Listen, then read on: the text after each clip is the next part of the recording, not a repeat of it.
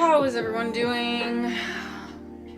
I'm hoping there aren't going to be any tech issues this time. I restarted my computer. I talked to my internet provider. So hopefully there isn't any buffering. And do let me know if suddenly it starts muting itself, the stream, because it does happen. It's super weird. It certainly happens. So, apart from me eating,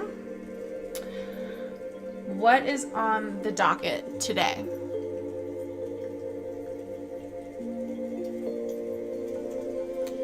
Just let me, give me a second.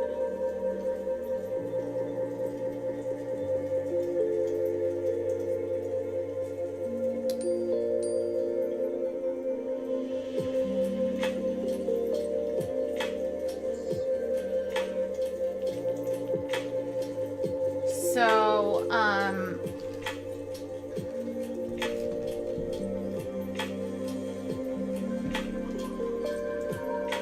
all right. So what's on the docket today? We've got, we had the Iowa caucuses last night. So we're going to talk a bit about that. Quite a lot about that, actually. And then, we're going to also touch upon the Critics Award that happened. Let me pull that up for you guys. Is that okay?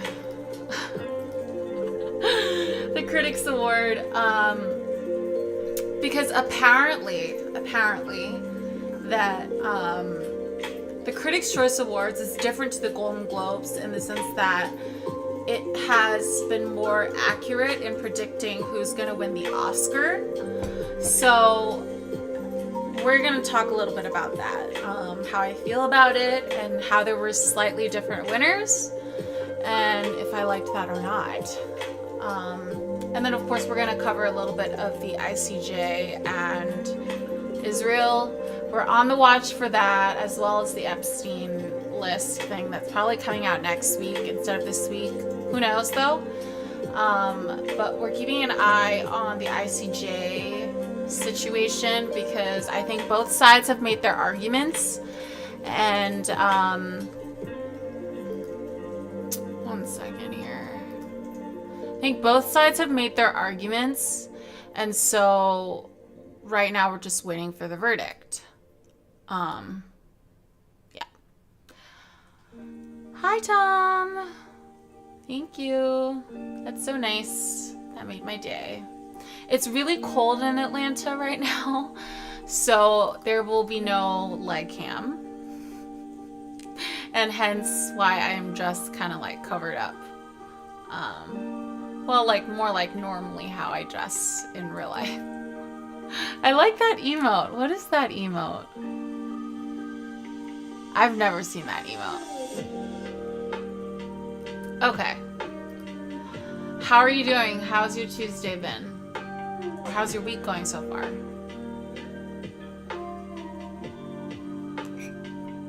Oh, no way. It's so small. I can't like see. Like I can't. I guess I can see the hair, the ginger hair.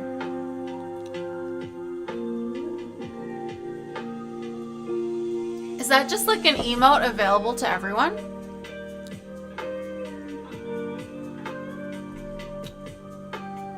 I don't know. Okay. One second.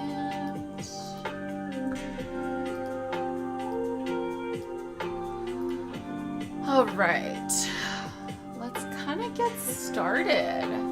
The Iowa Caucus, we're going to talk about pop culture too a little bit alongside the Critics Awards. But let's get started with like politics because it just happened last night and the critics kind of happened on Sunday. So it's a little bit, a few days old.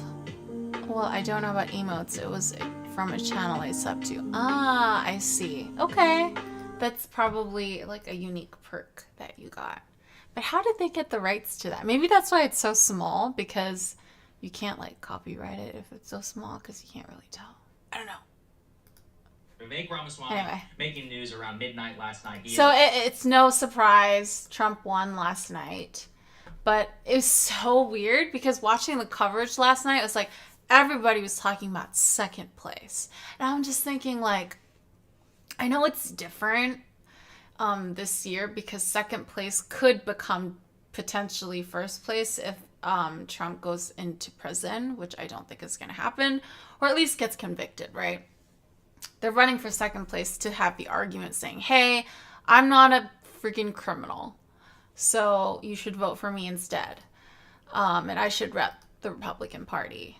But, like, can you imagine if that happened with, like, the Democratic Party, like, when Bernie was running? Oh, second place is everything. Yeah. It's just super weird. You don't need rights for that, I think. Oh. I wouldn't know. Honestly, copyright law is so intricate and complicated. From what I know, law is very intricate and complicated because even a single word or a comma can completely change an outcome of a case or a ruling. So I took one business law class and I already know how hard it is. Even though I did well in that class, I do have to say. I feel like I could have been a lawyer, but I would have hated it. I would have hated my job. So I did not pursue that, even though it kind of came to me kind of naturally. It's just a lot of memorization. That's just the law. That's it. You just got to know it. I think studies have shown that eidetic memory doesn't actually exist. People just have really good memories. Eidetic memory, I mean like photographic memory. But if you had the skill that was close to that, and I would use that to become a lawyer, a really, really good lawyer. People use music alerts, etc. too, and they don't pay any copyrights here in Twitch. Yeah, dude, this is why I love Twitch, right?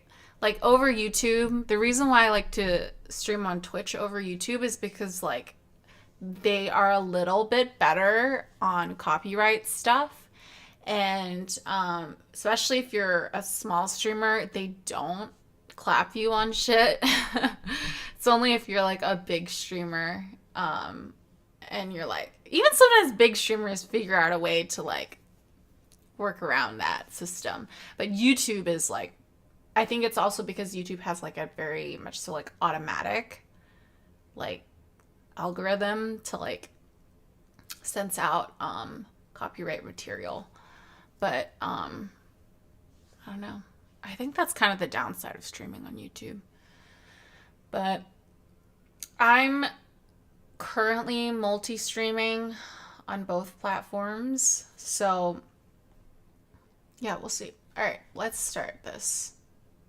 Is officially dropping out of the Did you watch the Iowa caucuses last night, Tom? Apparently Apparently it was like really cold. With his vote total, with his poll totals, which is exactly where he didn't want to be. Hence the reason why he dropped out. He gave a speech last night. Don't mind me Iowa. eating. Let's take a listen to what he said. He should have dropped off way earlier. Suspend this presidential campaign, and this is going to have to be. I love his face. He's like, no path for me to be. I know. That's his face. President, absent things that we don't want to see happen in this country. And I think that I am very worried for our country. I think we are skating on thin ice as a nation. As I've said since the beginning, there are two America First candidates in this race. And earlier tonight, I called Donald Trump to tell him that I congratulate him on his victory. He's vying for VP, now man. Going forward, he will have my full endorsement for the presidency. And he's vying for VP, but it's never going to happen. Republicans are not going to vote for a Indian man whose last name they can't even pronounce. They can't even pronounce Kamala Harris's name, let alone Ramaswamy.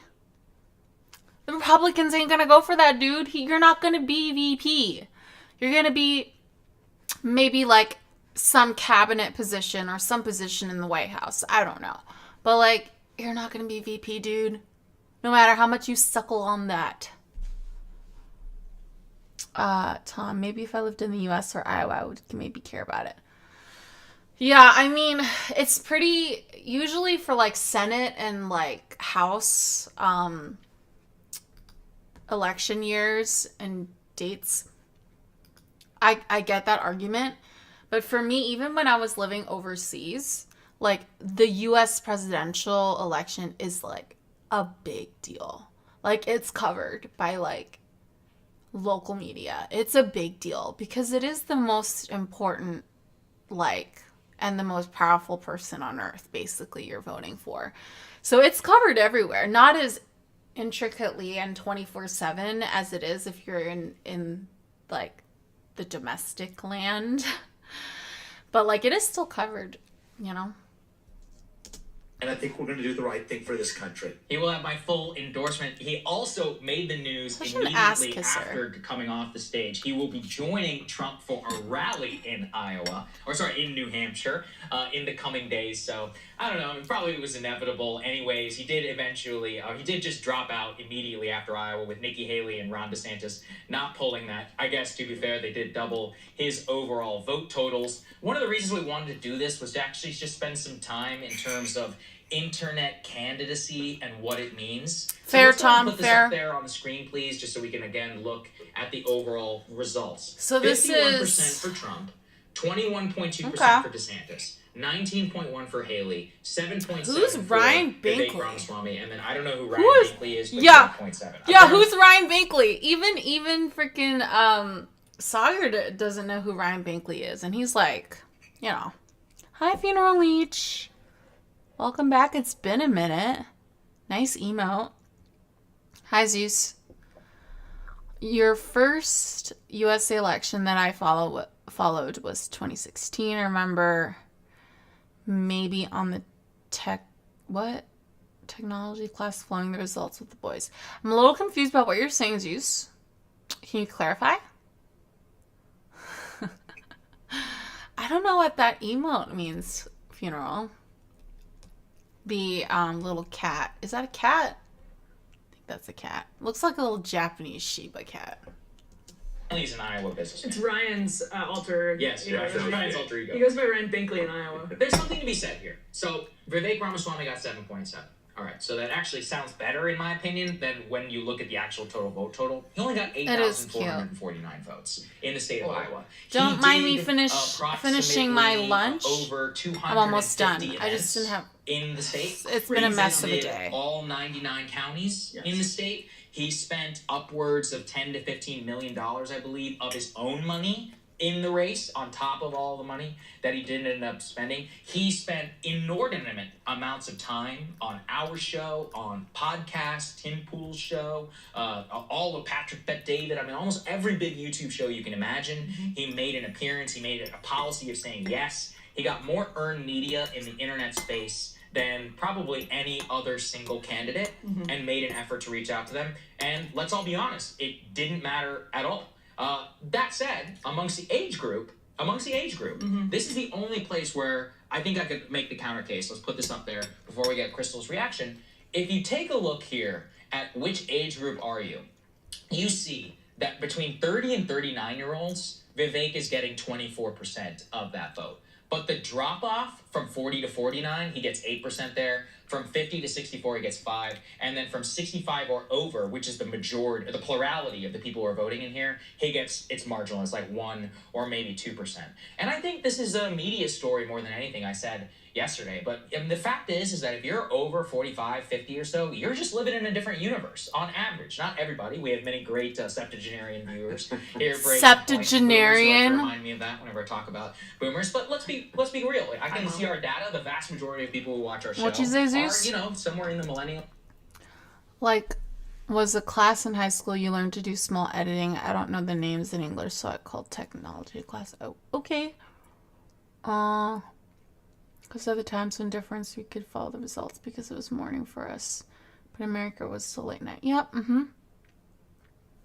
Tom, so I don't know about the U.S. election system. This is the first thing that they know in terms of numbers, and they're going to move into next state. Okay, so yes, Tom, this is for the Republicans.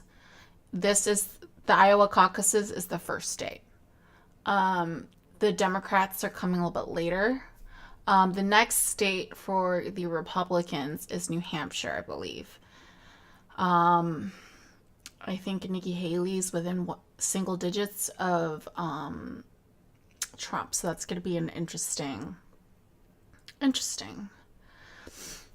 Well, there's 50 states, so there's 49 more to go. God, it's gonna be long, man.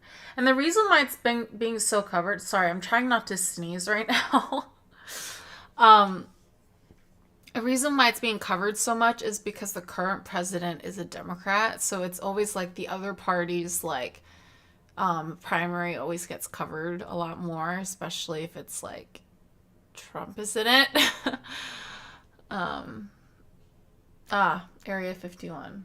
What is your opinion on Area 51? I don't know how I feel about Area 51. Apparently Area 51 is a cover for like Area something that's like right next to it. I don't know.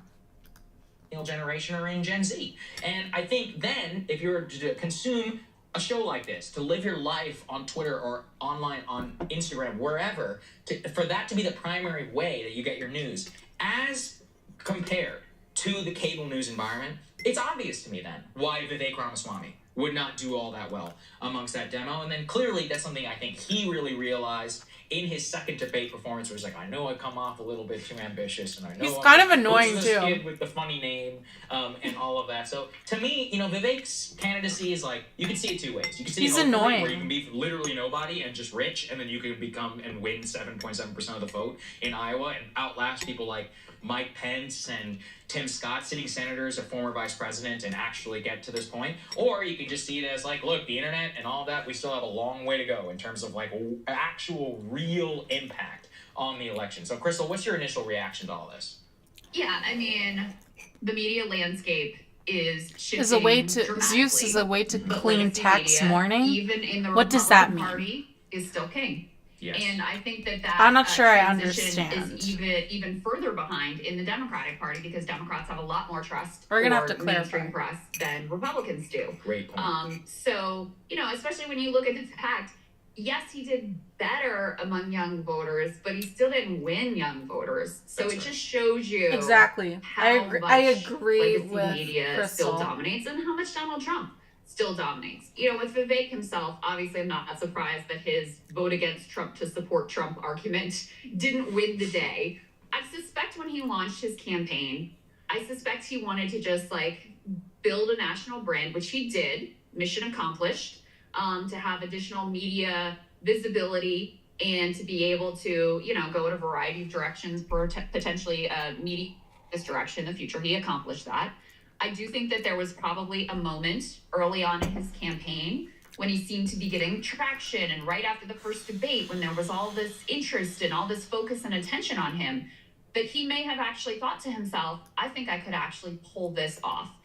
And then when the polls come back after that first debate, where he's so aggressive and he's so dominant, and people basically recoiled from that, where to me, all the air goes on in the Vivek balloon, and it's like, all right, if that didn't work for me, me being my full self and being aggressive and sort of dominating the way that I feel like Trump dominates, if that doesn't work out, then you're kind of back to the, how do I make this into a media brand and a media career stuff?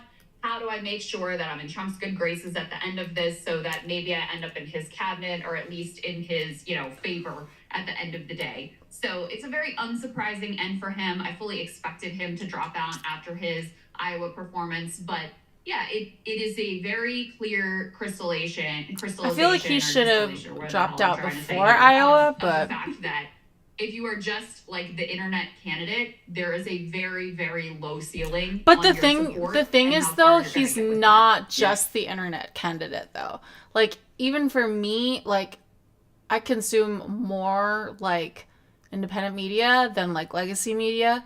But so I'm on the internet a lot and I still find him annoying. So it doesn't matter if you're the internet candidate or not. If you just don't have it, you don't have it, Both Andrew Yang and Tulsi Gabbard found that out the hard way back in 2020. What were your thoughts, Ryan? I mean, he did finish second among what you would call our viewers, like the YouTube podcast. Majority of our viewers, not all of our viewers. But I mean, he fits yes, exactly. Yeah. But among the demographic that watches 40 and under, he finished second. He beat DeSantis and beat Nikki Haley. And if you compare him, he's sort of like a Buttigieg, a guy who came from absolutely nowhere, has a funny name, annoys a lot of people, Buttigieg. but impresses a lot of other people. What a fraud. And then Buttigieg winds up a cabinet secretary. I think but that's Buttigieg what... did it through MSNBC, the New York Times, and that...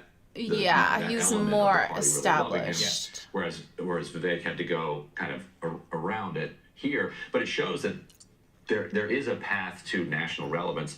I think he's very happy that he ran. Now he's going to get to libertarians will never win.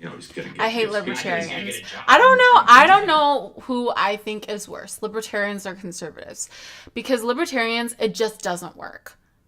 It doesn't work. The fundamental principles underlying libertarianism does not work because it clashes with the fundamental nature of human beings. It does not work as a political governing system. No matter how many no matter how good your individual policies are, if it's based on a libertarian philosophy, it doesn't work. It just doesn't. At least for conservatives, no matter how crazy and racist and bigoted they are, they have an argument to be well, at least it works, it can't, it's not a good thing, but they have an argument that it works. But for libertarianism, it just doesn't work. It doesn't work in regards to pure letting the market decide shit. You need laws. People are selfish. It's all about greed and money, and society falls apart. You just can't. It doesn't work. It just does not work. I think he's lined himself up pretty well. I don't think he could get confirmed through the Senate, so I don't think he'd be a cabinet level secretary, but he could work in the White House. Honestly, he could work as a comms aide, whatever Anthony Scaramucci was supposed to be. I don't think he would want being press secretary is terrible. No, I think I'd identify as a social democrat too, if you know. You gotta have a very hot woman, because he needs to find it pleasing to watch. Because let's be honest, it's the vast majority of what he does. I know Hassan hates on social democrats.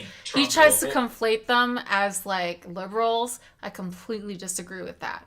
I feel that I'm completely separate and my comrades are completely separate to liberals. And also we're not communists as well. And I'm not pure socialist either. So I think identifying as a social democrat is kind of where I'm at right now in this point in my life. Yes, Hassan, I think he describes himself as a socialist, and he just stands for China a lot. And I think a lot of it is because of public transportation. So I think if US steps up their game, maybe that'll help.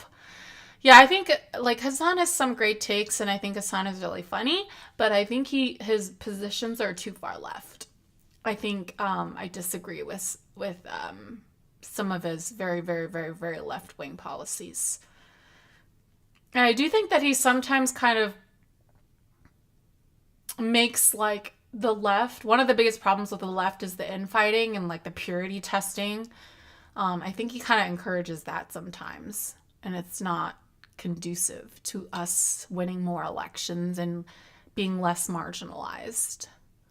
What do you say, Zeus? I personally believe it needs to be all in 100% individualism or 100% collectivism. I don't like the libertarian mindset in a collectivistic society. I kind of disagree with it. It doesn't work if it's 100% individualistic or collectivistic. And you're talking about society. You're not talking about political system, right? Every country is leaning one individualistic or collectivistic, but no society on earth right now is purely one or the other. And that's different to a political mindset, right? Or political philosophy in order to base your governing around. I don't think libertarianism works in either collectivistic or individualistic societies. I think it's worse in individualistic societies. God, that is so hard to say, like, so many times in sequence. But in I societies, libertarianism, like, those societies expose libertarian pitfalls a lot faster than, like, if libertarianism was in a C society. But it still doesn't work in a C society. It might take a little longer, it might be a little bit harder to see the faults than in an I society, like majority I society, like in the US, or like majority of like Western nations. I agree, Tom. Too far left is alienating, and I don't think that being a communist is a good thing. I don't think that being purely socialistic works either. But I think that people equate socialism and communism. I don't think those are the same thing. I think there's a lot of fear-mongering around communism and leftism and socialism that is, like, really false. Okay, what'd you say, Zeus? I'm kind of left, center, authoritarian. You're authoritarian in the Axe poll. Like, very top a little bit. One the left. Oh, you mean that, like, grid thing that you can take? Yeah, I haven't taken that in a while. Maybe I should take it later on in the stream. I'll take it later on in the stream after we do some more politicking. I haven't taken that in a while, actually. It'll be interesting to see, like, where I fall now. Because I feel like your views change. Somewhat, but not a lot as you get older. Well, what do you think Vivek will end up as within Trump? He's obviously going to be a big surrogate. He's going to be all over TV defending Trump, I think, for the next 9-10 months until the election. But do you think he'll get rewarded, or is Trump going to forgive him, for running against him and having to attack him? That's the question. Well, and this is actually, I think, one of the things that's very interesting about Vivek's candidacy. So if you look at these numbers a little bit, when we had this graphic on the screen, so Vivek getting 7.7% of the vote in Iowa, it's sad for someone who did so many events in Iowa, like truly an eye-popping number of events in Iowa, spent a lot of his own money. At the same time, Asa Hutchinson was a governor of a deep red state. Mm-hmm. Mike Pence. How is Asa Hutchinson still running? I think he just dropped out, but, like, I didn't even know he was still running. Like, he's just like, he's wasting his money and his donors' money. Was the vice and everyone else's of money. The United States. And Vivek, they dropped out because they wouldn't have even gotten around 7% of the vote. That's right. And so, yes, I mean, you spend a lot of money to get 7% of the vote, but when you then go into New Hampshire, you see he's pulling at around 5%. If all of those voters go to Trump, and there's a good argument that most of those voters go to Trump, that puts Trump around the 50% threshold in New Hampshire. A state that is not super favorable to Donald Trump, and everyone's now talking about Nikki Haley potentially winning. She's down double digits to Trump. So if you take Vivek's 5%, or if you take his 7% in Iowa, and you put it on to Donald Trump, you're almost at what the national polling looks like, which is a mirror image of what it looked like in 2016, when you had I pulled these numbers actually last night, I went to RCP from 2016, you had about 65% of voters saying that they would cast their ballots against Trump at this point in the race in 2016. Now you have about 65% of voters, especially if you predict you're shifting Vivek's voters over to Trump, you have about the same thing saying that they are going to cast their ballots. They would cast their ballots for Donald Trump. So I think this is where, will Vivek get rewarded? Absolutely, and that's why we're numb to this. Trump attacked Vivek on Twitter twice in the last week. He broke this long spell of not saying anything about Vivek, attacked him twice on Twitter because he wanted to probably get over that 50% threshold. He was saying a vote for Vivek is not a vote for Trump, et cetera, et cetera. Then he pivots on election night and embraces Vivek, goes to New Hampshire, is now doing an event with Vivek. Why is all of that?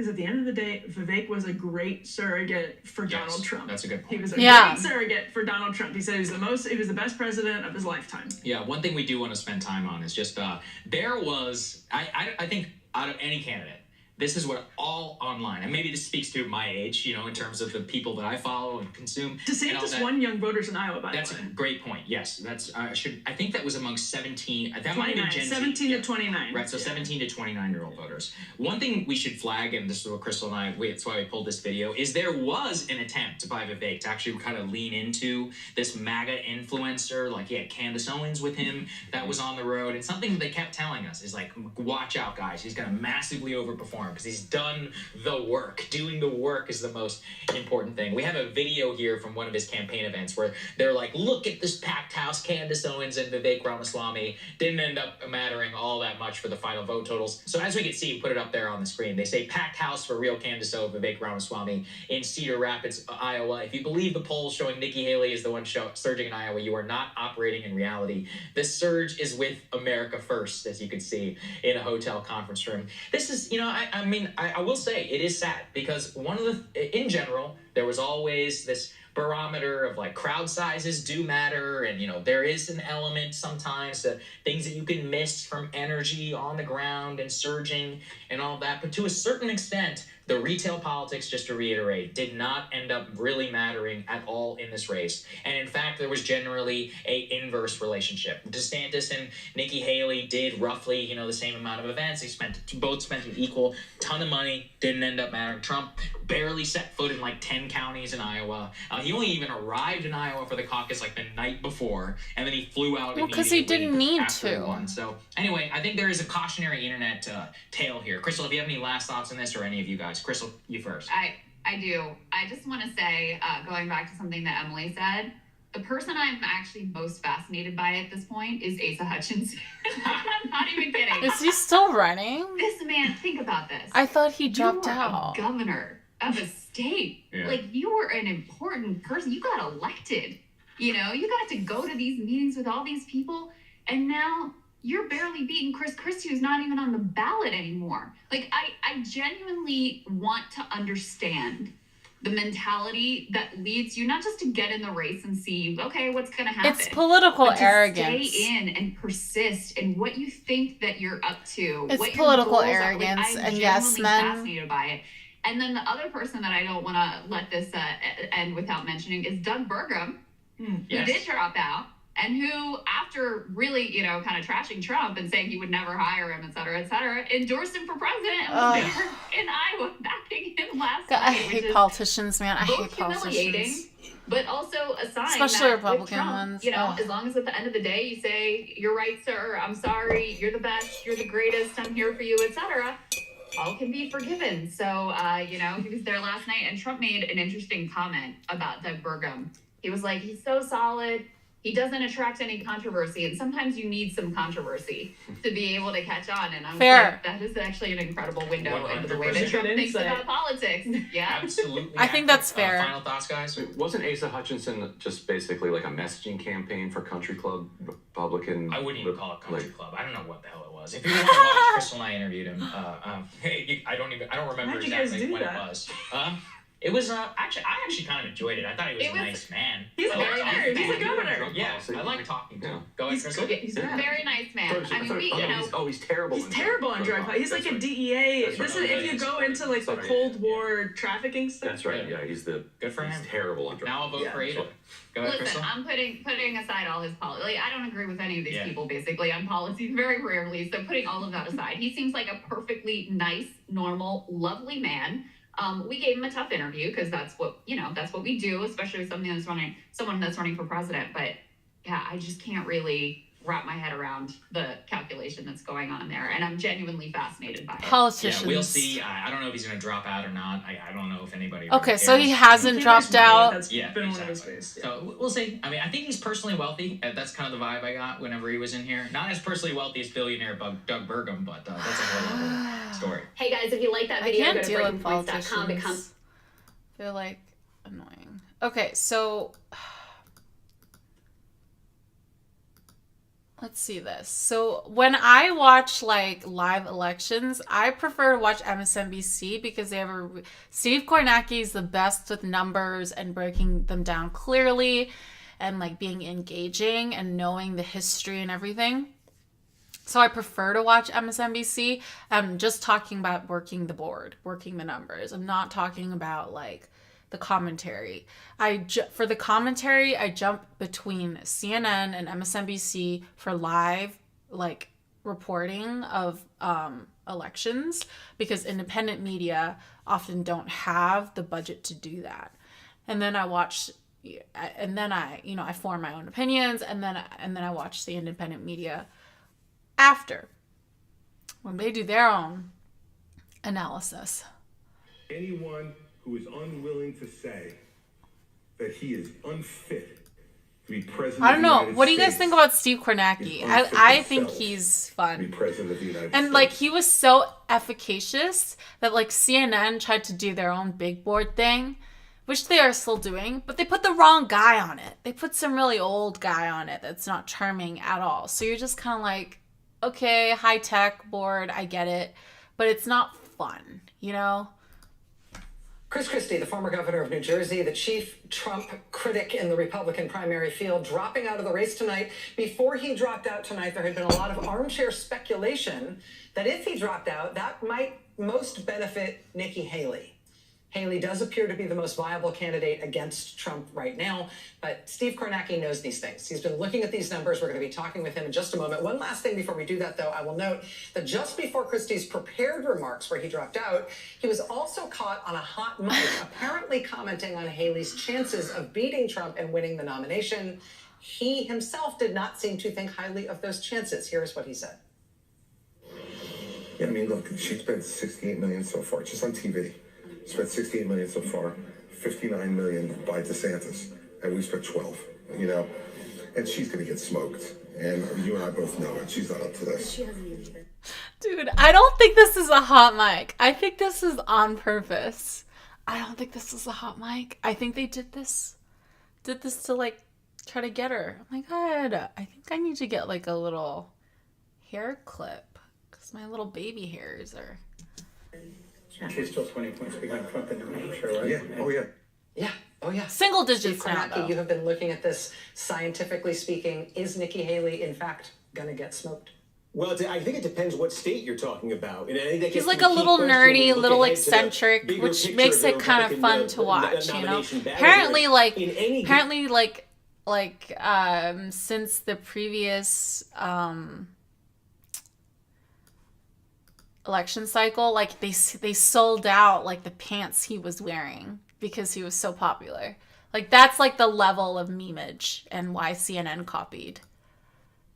given state, who makes up the But they didn't electorate? What's the understand. It demographic wasn't mix about of the these tech. Republican It was electors? both about the tech just and show the you here, our person most recent poll, this is a couple weeks narrating ago. the We're going to have a tech. final one this weekend with the Des Moines Register, but this is our most recent Iowa plus poll. or minus Donald 4. Trump way in front. That battle for second 0.4. between DeSantis and Haley, and it's explained by dissecting the Iowa electorate. This is the group that's powering Donald Trump more than any other, evangelical Christians. In the 2016 caucuses in Iowa, they were almost 2/3 of the electorate. Nearly 2 out of every 3 votes cast in those caucuses were by evangelical Christians. Trump lost them by double digits in 2016. He's now running up massive margins with them. You see, Haley's barely in double digits. Where is Haley doing well in Iowa? Comparatively speaking, it's among independent voters. They make up about 1/5 of the Republican electorate in Iowa. And there, you still see Trump in our poll ahead, but Haley's closest to him, over 20%. And we'll see in our poll this weekend, there's indications elsewhere she's been gaining with independent voters. Maybe it'll be higher in our final poll. We'll take a look at that. But that's why Trump's so far This ahead. is and Haley's beginning so of far December, behind too. in Iowa. Take a Okay, look at now New it's a Hampshire. little We've had bit more bunch of new polls updated. come out, average them New together. Hampshire's the This next is a very state. different picture. Trump is still in the lead, but Haley's only 11 points behind on average. You see Christie sitting there at 12%. This is also, like, I think a ton of Christie support. Yeah, and has come in New Christie Hampshire dropped from out independent recently, voters, and now that is also Ramaswamy's true of dropped Nikki out, Haley. so- In all 3 recent polls in New Hampshire, she has led among independent voters. And independent voters in New Hampshire make up a very bigger portion of the electorate than in Iowa and in any other state. Just take a look at this. This is comparing the demographics of the Republican caucus electorate in Iowa. This is from 2016 with the New Hampshire Republican primary electorate. Look at this. In Iowa, we said it's nearly 2/3 evangelical. In New Hampshire, it's a quarter evangelical. Independent voters, a fifth of the Iowa electorate. What'd you say, Tom? So Trump guaranteed the win law? Basically,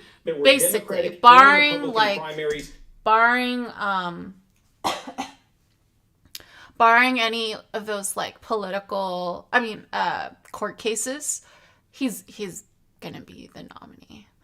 But I think these Nikki Haley and Ron DeSantis are banking on something happening to Trump so that they can become president because they came in second. But I'm like thinking like now I'm thinking like that Nikki Haley's gonna be second because she has all the money behind her and she's not like negative Riz like Ron DeSantis or like just like able to like appear human and normal and not weird on stage, which you need to become president, you know? Like, I'm not just saying like, hey, like a normal person walking on the street or me or you, like this is running for president. You have a way higher bar. Well, Trump is entertaining. He has the it thing, right? So that's why he won, you know, that's why he became president. But like, I don't know. When do you think Ron DeSantis is gonna drop out? Like, definitely not after New Hampshire. I think maybe when they get to the next state after that. If he comes in third in New Hampshire and then third in the subsequent state or states, then I think he's gonna get a lot of pressure from his donor. The way he runs his campaign is like that super PAC, which is like basically abandoning him, to drop out and to consolidate the vote for Nikki Haley. But we'll see. We'll see. That's just a theory. Democratic race this year, when it's been one party just having a primary, the independents tend to be even bigger. So we could have something close to 50% independent vote in New Hampshire. Moderates, again, 14% in the Iowa Republican caucuses, double that in New Hampshire. This is a demographic mix. It's tailor-made for a candidate like Nikki Haley, who's doing very well with independents, doing very well with college-educated Republicans, suburbanites. The problem for Nikki Haley is that when you get beyond Iowa and New Hampshire and all the other Republican primaries and caucuses out there, the demographic mix tends to look a lot more like Iowa and a lot less like New Hampshire, and that includes what could be the next big contest coming out of New Hampshire, South Carolina a month later. The evangelical share in Nikki Haley's home state of South Carolina, 72% in 2016. Steve Kornacki, thank you very much. Okay. Fuck. I'm on NBC right now on another, give me a second. I'm just trying to get you guys on, the next is New Hampshire in January, and that's it. In February, we have like 6 different states. South Carolina on the 3rd, Nevada on the 6th. So I'm thinking like by like the 6th, I think by Nevada. Oh no, that's the Democrats. Okay. No, I'm talking about New Hampshire. Actually, the Democrats and the Republicans happen on the same day. So that's interesting. I'm thinking about, okay, so for Republicans, the next 2 states are Nevada and the Virgin Islands. Super weird. I think by the Virgin Islands or South Carolina on the 24th of February, I think we'll know if Ron DeSantis or Nikki Haley will be like the second in line, you know?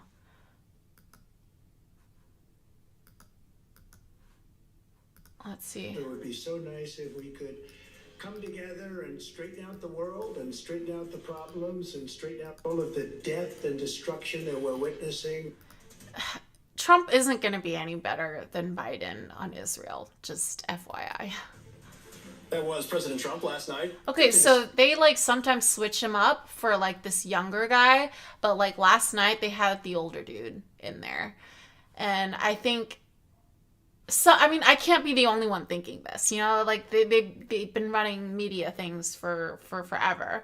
So like they know that it's dependent on, they're like trying out different people to see who works. send a message of unity of sorts after a landslide victory in the Iowa caucuses. Now, Trump finished the Republican caucuses with a historic 51% of the vote. You're looking at it right here, significantly more than Ron DeSantis and Nikki Haley's second and third place totals combined. I think DeSantis he's coming in at too, like, 21.2%, Nikki Haley a little polished, above 19%. this dude. So how did Donald Like, the Trump charm do it? of This is the map Kornacki we're is looking like at that right he's now. a little bit Everywhere you see disheveled, voters, he's like a Donald little Trump won. Now, you might nerdy. think to yourself, Donald Trump predominant in the Republican Party. We've seen the polling. It looked like it was going to look like this. This is why this is a surprise. This is why the Trump team feels like they hit exactly the type of place they needed to be heading. Look into at New all that Hampshire. red. Just flash back to 2016. Donald Trump didn't win the caucuses. He lost to Ted Cruz. And everywhere you see yellow This is or bright red, those crazy. are counties that Donald Trump lost. Let's go back to 2024. Look All at of them, that. save for one, Donald Trump won. Now, what does that actually mean? Think about the overperformance, where Donald Trump did better than he did in 2016. Trump outperforming 2016, literally all 99 counties, he did better than he did in 2016. Here's maybe a different way to put this. Where did Trump actually underperform in 2016? That would be none. Trump win margin above 10%, 10% higher than everybody else in the actual primary. Every county except for two. Ames, which is more of a college town, which he actually ended up winning, unlike in 2016. And in Johnson County, where Iowa City is, the University of Iowa, where Nikki Haley won by all of one vote. That is not a sweeping victory. One vote? Yo. I'm not a math guy, but pretty confident in that. So See, he's not a math dude. You kind of have to be a little bit nerdy about stats and math was up here, to the like northwest area of the state. This is evangelical operate the country. board. This is country that Donald Trump struggled mightily with in 2016. Donald Trump winning all four of those counties, flip back into 2016, he lost all of them. And not only did he lose all of them, he, for the most part, didn't really place well at all, not even in the top three in some of those counties. In Sioux County, wasn't even in the top three. Flip to 2024, he wins by 14 points. This is the type of county that Ron DeSantis focused heavily on with his operation. Dude, the Republican Party is so broken. Blew him out of the water. So broken. Suburbs. This is an area that Marco Rubio in 2016 pulled off suburb after suburb after suburb. Well, this was supposed to be where Nikki Haley was supposed to have big wins. Nikki Haley was supposed to run up big vote. Not this time around. In 13 of the counties that CNN labels as suburbs, Donald Trump won 12 of them. Again, only losing one. So Johnson caucuses County, where Iowa City, favor University of Iowa like is, losing it by one vote. caucuses Back in 2016, favor if you look at the how most he lost loud 10 of those 13 counties. supporters, So across the which board, whether it's is Trump. evangelicals, whether it's suburbs, whether it's educated So I'm voters, not Donald surprised. Trump winning almost every single place, 98 of 99 counties, and that's why he won 51% of the vote. Poppy? All right, Phil, thank you so much. Come on back to the table. Let's bring back in Doug. Hi, Bakari Sellers, Maura Gillespie. Doug, to you. Not only did he win, but he won so many evangelical voters in Iowa. I mean, he took like a fourth of them last time around. Now 63%. Why? Because he's been able to have those voters really identify with him. Donald Trump is not an evangelical by any means. He's not really a strong Christian. But evangelical and religious conservatives identify with Trump as a lifestyle, as a brand. And that's been very hard to shake. And it's why those counties that Phil pointed out in northwestern Iowa. It's so weird so dramatically. And how I that think is. what's going to make not so much New Hampshire, but South Carolina very interesting. If Nikki Haley has a strong showing in New Hampshire, religious conservatives in South Carolina, I think we can learn a lot from with what happened in Iowa. Well, when you look at kind of in New Hampshire, the moderate vote, the independent vote, in the suburbs, the college-educated, that's not supposed to be Trump's base. College-educated voted more for Trump than they did for Haley. Trump picked up every single suburban county except for one. How does that not translate into problems for Nikki Haley in New Hampshire? You're talking about in Iowa? Yeah, in Iowa when they go to New Hampshire. Okay, so in Iowa, I mean, 65 plus was the majority of the group that voted in the caucus, right? Oh my And God. 97% of them were white, I think is roughly the estimate. Yeah. So in New Hampshire, White old people they voted had, in like Iowa said, I mean, more than half of the GOP voters have said they would take with anybody no back. college degree. So I think it does help her, even beyond, in the suburbs. I think it does help her. And again, she's coming at it from a different approach. She's now trying to talk about Trump-Biden nightmare, things like that. It's helpful to her messaging. In Iowa, though, I think also their focus was just Trump. I mean, it doesn't matter. They put abortion as like number 4 on their issue list when it came to Trump. That's They put immigration crazy. as number 1. They put economy as number 2. That's a stark But I guess difference. they're evangelical women, so. So terribly on the abortion. I mean, on immigration, and the economy. Yeah, But absolutely. Bakari, can we move to your home state? Because Doug brought up, what does this portend for Nikki Haley and Trump in South Carolina? Tim Scott is a big question mark this morning. Our reporting is that he may officially get behind Trump. It would be a big blow to Nikki Haley, being a senator from her state. Every one of the major I am religious. outside of a few I'm technically members, Catholic, good friends of mine, Nathan Valentine, but Tom Davis, I'm for not example. I'm not crazy. I'll put it that way. I'm not crazy. You know, I'm definitely not evangelical. I grew up just like kind of swinging in between atheism and Christianity, but I only, as I got baptized and got confirmed as a Catholic as I got older. But I'm not like super religious, Like I barely go to confession. Like I've probably gone to confession like one time just to like be able to say that I've done it, because you kind of have to do it if you're a Catholic. But like, there are people who are like, they go to confession like once a month or even multiple times a month, and like take what the Vatican says like as gospel. Well, like I'm not like that. And Ralph Norman, they actually went to Iowa to caucus with her. Those are good friends to have. But Tim Are Scott you is an religious, interesting character, funeral? because he's the only one who has that gravitas, who's kind of stayed out of it. Tim Scott also, whether or not you're talking to people in Trump orbit, you would probably know this better than I, but people talk about the names of Ben Carson, they talk about Sarah Huckabee Sanders, and they talk about Tim Scott for Vice President of the United States. Those are like some of the favorites that are floating right now. So what does Tim Scott do? It really is a death knell to Nikki Haley if she does well in New Hampshire, and then Tim takes the wind out of her sails like that. You have to think about their history. Do you too. celebrate she is the person like who appointed him, a lot of Jewish holidays to the United States Like, Senate. do you observe so it's them, a very or close relationship. We go back to 2010 when Tim actually got elected to the South Carolina State House. He, myself, and Nikki were all in the State House together. So that's a very fascinating dynamic. But he is that evangelical. He does speak to what the future of the Republican Party hopes to be. He is a consummate conservative. He does have opportunity zones, and he can talk about issues that matter. If he supports Donald Trump, I mean, I think it's over already, but you can start cranking up the bus. I think this is where the politics get personal. If we go back to 2016, the Jeb Bush campaign loathed Marco Rubio for the sheer audacity of running. It wasn't Marco's turn. They thought that same dynamic was true. I mean, that's just like how like the establishment works. Like, it was the same with Hillary Clinton, right? Like she was ordained as like this was her turn, her cycle as president, and she was so arrogant that she like lost because of her arrogance. Hi, fat guy in bed. I like that. That's so honest. I'm not a lib. I am a social democrat. Are you a lib?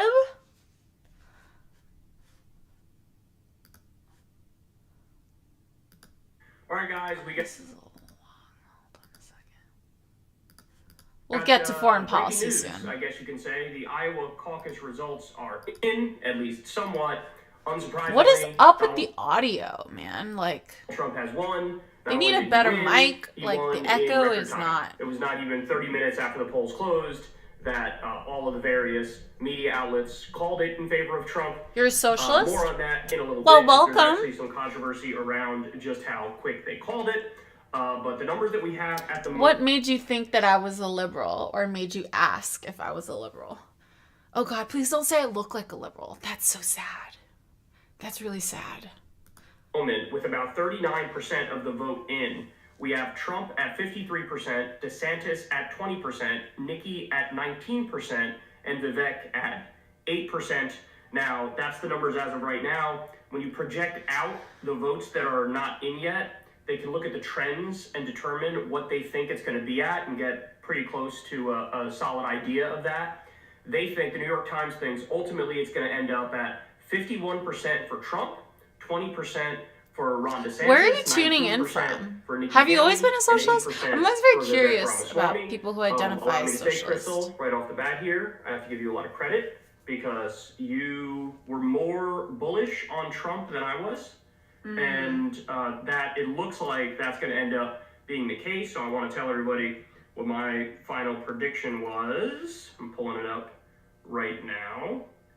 Okay, I said Trump 42, DeSantis 23, Haley 21, and Vivek 10. Now That is not true. I was just talking about this fat guy in bed, okay? With the other chatters. Like Hassan always conflates liberals with social democrats, but we're completely different. We're different. I'd say a social democrat is closer to a socialist than a liberal. Well, at least for me. I think it's a quite diverse set of people. You're Canadian, great. I think that coming from a Canadian point of view, yeah, a social democrat would seem closer to a liberal than a socialist. But I think if you're coming from an American audience, they're very different things. It's kind of like if you're European, the moderates in Europe are like leftists, considered left wing here, you know? So like Canada is is it a colony still? It's a Commonwealth country. So it's still very like European-esque. Actually, my dad has a Canadian passport, so that means he must be a Canadian citizen. But also like a Chinese citizen. Kind of weird. But yeah, I totally get what you mean. But no, I don't. I don't think liberals and sock dems are the same thing. I'm definitely in the ballpark as far as DeSantis and Haley go. Yeah.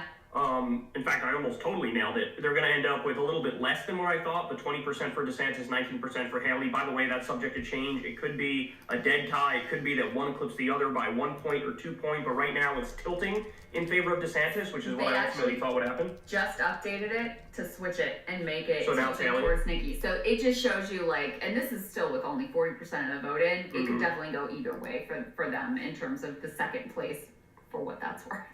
Yeah, so I'd be interested to see, and people are saying, hey, if Trump gets over 50%, that's a real sign, wrap it up, it's done.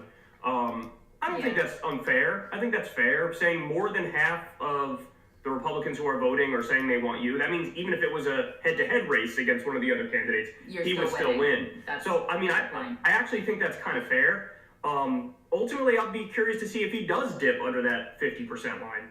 Because like I said, I had him all the way at 42%. You said you thought more like 48%. I think you might actually get it almost exactly right at the end. Right now they have, the New York Times projection has them getting 51%, and so we'll see. But I was just basing off of that Des Moines Register Seltzer poll. Seltzer. And Seltzer. I love me some Seltzer. Which is famously relatively accurate, or the most accurate of the Iowa caucus polls. Not that it can't be off by a bit as well. They had him coming in at 48%.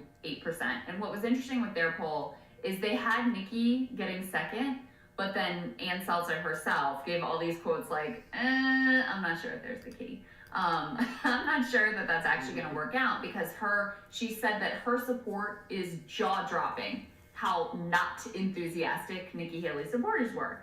And so when you looked at the fact that, okay, you're going to have this terrible weather and, horrible conditions, or her people who are really not excited about her going to come out and brave the weather. And so if DeSantis is able to pull off that second place position, which is still very much in doubt at this point, I think fair, that would funeral. be a good reason why. But, ultimately, I do. That's tracking very that's what so I'm not purely, I don't think anybody is purely, well, there might be a few people, but I think majority of people who are normal and have critical thinking will identify themselves with a group, but that doesn't necessarily mean they have to agree with everything in that group. There's also democratic socialists, so that's, I guess they're quite similar to me. And I also with foreign policy, like you said, fat guy in bed, I might be a little bit more what the left consider hawkish than what is typical for the left. So that's like a thing that I depart from the left with. But I would still consider myself on the left side of the spectrum. Death penalty is another thing that I depart with pure, like, hardcore left people with. Like, I still believe in the death penalty. Though that I am open to being persuaded with the death penalty. I'm kind of like teeter on that. But wait, if I can, it doesn't matter what it's for. A lot of people literally think liberals are communists. Well, like, Republicans are crazy. Anything that is not right wing, Republicans think are socialists. Like, no matter how moderate you are, you will always be labeled as like a socialist communist, even though you're not, because that's just how the marketing is. That's how the Oppo research is. You're supposed to label, the other side as like the most extreme version. They just don't have that critical thinking, I think, compared to the left. I think the left has more critical thinking and empathy, and I think that's been studied before, specifically with empathy. They have more empathy on the left wing of the political spectrum, in the US anyway. Yeah, I guess, with the left, like I said, like multiple times before on this broadcast, is that the left oftentimes has this purity test. Like, you're not left enough, so you're not really left wing, like, you're not left wing enough, so you're not good enough, so you're really just like pretending. I think that is part of our weaknesses and downfall, and that is why we don't have as much control over the government, because we don't accept some of them minute. We probably agree on more things than we disagree on, like fellow leftists, but we like to like purity test each other to the point where, like, literally you are talking about me being a social democrat or a democratic socialist, saying that I'm equal to a liberal, therefore, like, I'm not really like left wing enough. We need to kind of be more together, kind of like how the right wing are, like the MAGA people, and then there are the conservatives, and then there are the moderate rights and things like that. They don't openly trash each other. Like, oh, you're not right wing enough, so bye. Like, we're just very bad with that. And I think slowly, especially with independent leftists and media, we're slowly trying to stop the infighting on the left. I think that'll be key for us in order to get over that, in order to have more control over the government and have a say in like political sphere. The outcome as it's going to come out here. I think it also had Vivek Ramaswamy at 7%, which is where. Yeah, but you said that isn't social democrat basically a liberal, but like that has a negative connotation too. Like you said, liberals are bad on everything.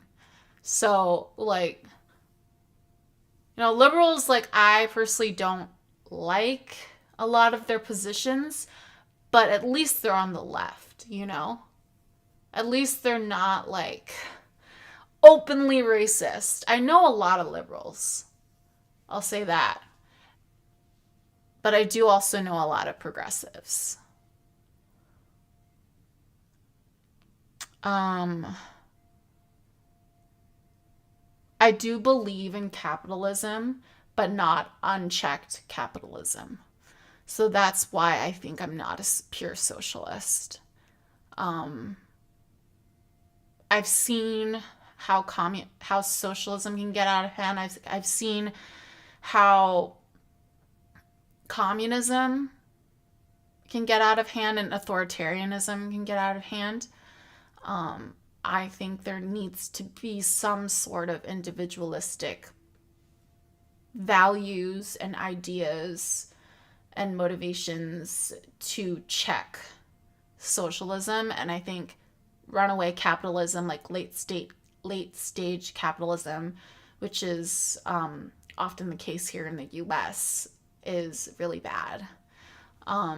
So it needs to be tempered by more socialistic elements. Like, even in the US, it's technically a mixed economy, right? It's not a purely capitalist economy. I don't think there is anymore. Even we were studying this in Colombia, and we were talking about different markets and how technically the US is a mixed market, not a purely capitalistic one.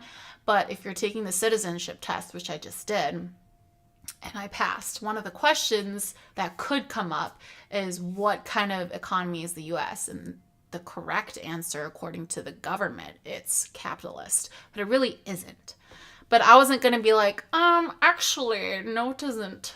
I was just like, I just want to pass this test. It's projected to end up as well. Yeah, they have him projected at 7. Tangent. Oh, okay. Because I thought he was going to slightly outperform the polls, like I was saying earlier. That'll be interesting to see. The other freaks, who I had at 4%, they're actually the my maximum baby hairs. Some random guy named Blinky or something like that. Ryan. And then Asa Hutchinson, who literally got Binkley. There we Binkley, hilarious. That sounds like Asa Hutchinson Binky. got fewer votes than if you or I sent out a tweet yesterday and said, "Please caucus for us at the Iowa caucus." Only got 40-something votes. It's the saddest showing I've ever seen. So they actually underperformed the most. Listen to this. I found this point very interesting. Yeah. Depending on the final results, we could be headed to a best-case scenario for Trump in Iowa. He gets a historic blowout. That's already the case no matter what, even if he drops tremendously from where he is. Yeah. DeSantis narrowly gets second, which is the most likely scenario, or 50-50, there might be dead tide. Yeah. Stepping on Haley momentum. Yeah. And Haley is slightly better than expected, denying DeSantis any momentum. Yeah. But she still gets third. Yeah. So that looks like what's unfolding. I agree with that. Crystal's hair is perfect, like and the she best just possible fixed outcome it. for Trump. I'm like, Because if my you have hair someone needs fixing, who- not listen, yours, it's Crystals. been Look at how for a beautiful your while hair now, is. Writing has been on the wall that Donald Trump is once Not a again hair gonna out be of the place. Republican nominee, barring something outside of normal electoral processes.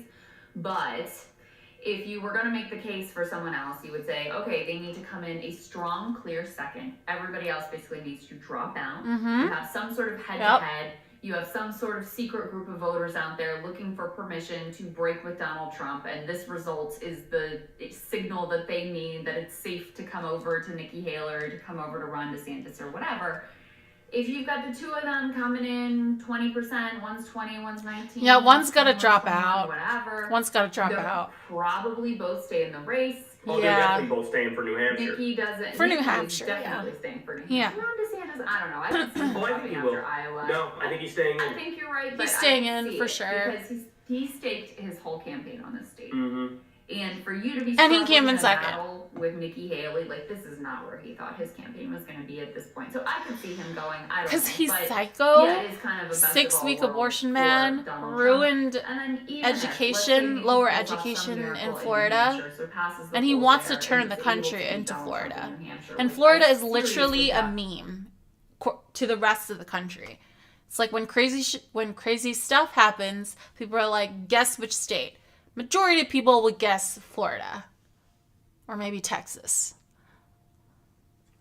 A funeral. I thought that Haley was going to have more support. I think she's going to have more support in New Hampshire because of the demographics of Iowa. It's super favorable to Trump. But I think her number projections in New Hampshire is pretty good. I thought that Haley was going to eke out a second place win in Iowa, but she came in third, but by less than 1 percentage point, I think, or just 1 percentage point. So that's really bad for Ron DeSantis. So I wouldn't he's probably going to get a lot of flack and a lot of pushback from people who are funding his campaign to drop out. Haley is a liberal pick. There's a possibility that she straight up wins New Hampshire. There is a possibility that she does win New Hampshire. Although I would if I was a betting woman, I would still put my money on Trump. Haley is a right wing. See, you conflate fat guy in bed. You think that liberal is right wing. Liberal is not right wing. Okay, liberal is technically moderate left. you're talking about Haley is a moderate right-wing choice, establishment right-wing choice. That's a liberal in America. Her foreign policy is very much acceptable to like the moderate left establishment in government. Yes, liberals are way better than conservative. Exactly, Funeral. So that's why I'm saying it's not like liberals are not. Haley is not a liberal pick. Like liberals who are not establishment working in the government right now who will benefit from her foreign policy. I'm talking about liberals in real life. They would not pick Nikki Haley. Especially since she even lost. And I know a lot of liberals in Iowa, which is like her bread and butter. But anyway, even if she pulls off that miracle, like, where else is she gonna win? That's it. There are no other states that it looks like Nikki even has a shot. I think because you're a socialist, so you're very, very far left, which is not a bad thing. I'm just saying where you fall in the spectrum. You are very, very far left. That's not a bad thing because I am a leftist too. It's easy. I can see that it would be easy to see how liberals are so close for you, so close to moderate rights that I can see how you would think that Haley would be a pick for them. I don't think it's fair to compare a socialist country in the same way. Every single time socialism is tried, you have the democratically elected leader killed, or you have the country destroyed by American-backed militias. Yep. I agree with that. 100%. 91.6% of votes now in.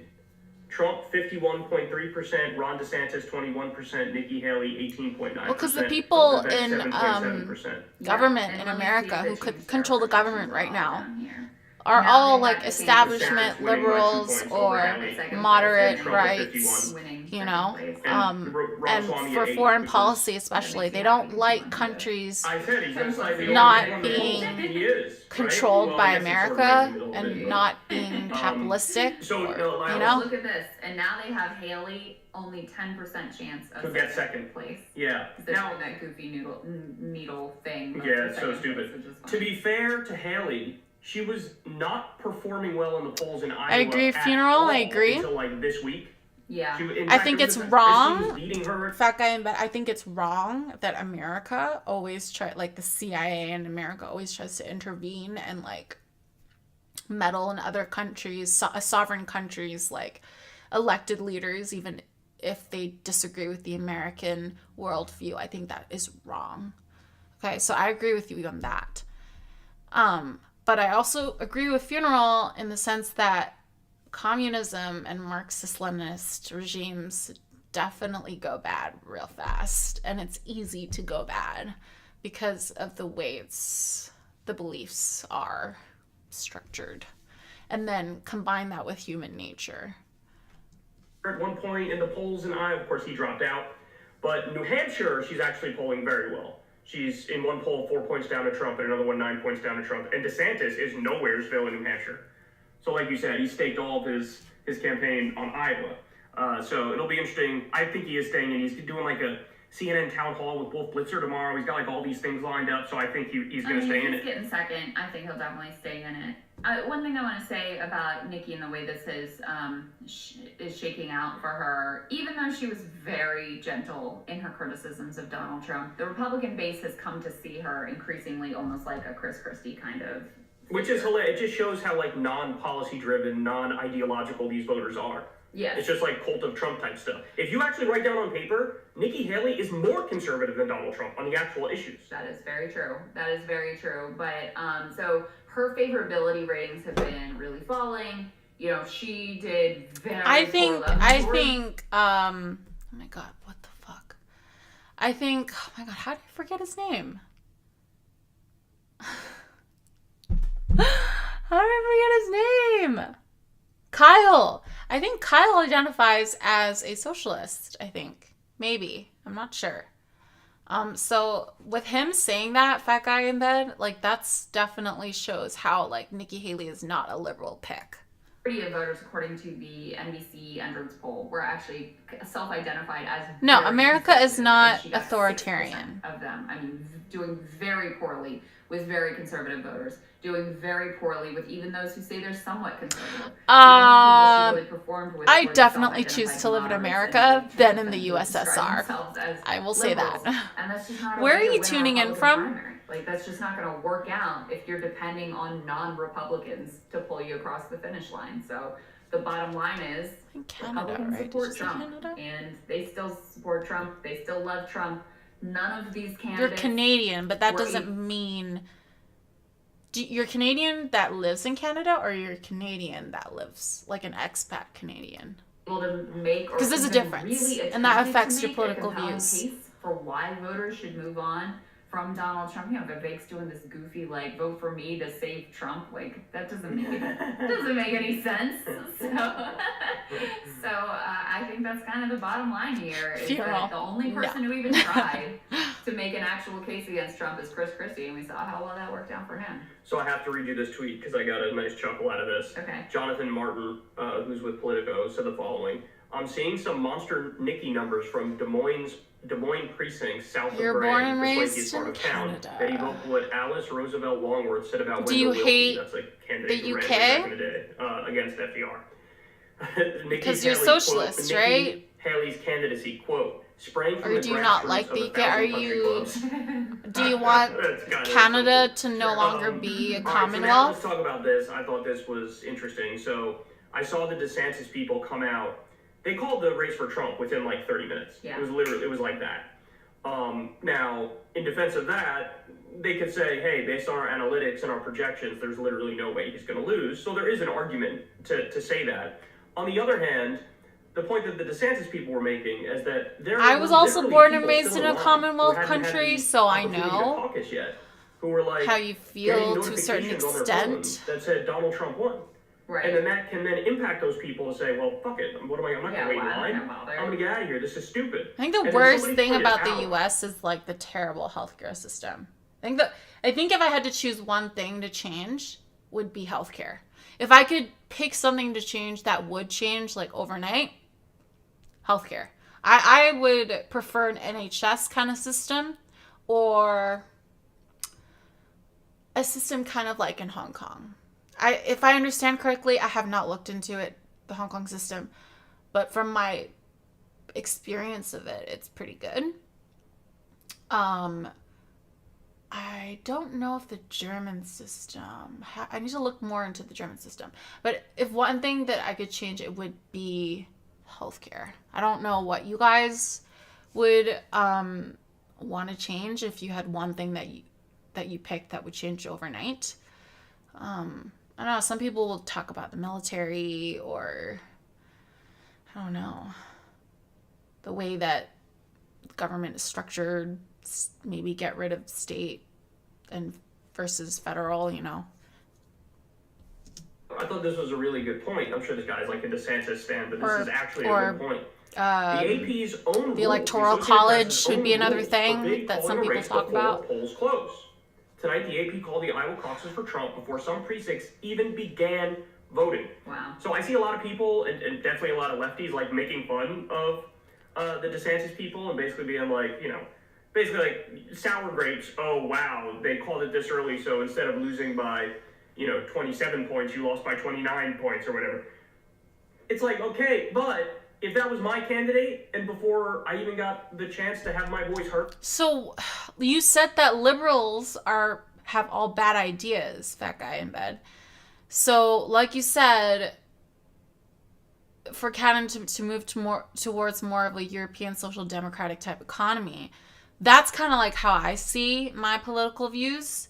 Like, so how is that bad? Because you're saying, so wouldn't, from your logic, that mean that Canada is going to become liberal? Because like liberals are not the same thing as social democrats, which is what you said when you first came into chat. So like you can see now that there is a difference even in your lingo. They're calling it, which is in effect suppressing others who might be They online are different vote for to my each other. candidate. That's just not right as a matter of principle. I agree. I totally agree with that. And that was my instant reaction as well. I mean, even when it was called, I was very surprised they called it so early because we were watching, unfortunately, CNN. Unfortunately. And candidates were still making speeches. Like, the caucus process was still very much ongoing. Yeah. And so for them to go ahead and say, oh, it's over, Trump won, I mean, clearly there was no other candidate with a path.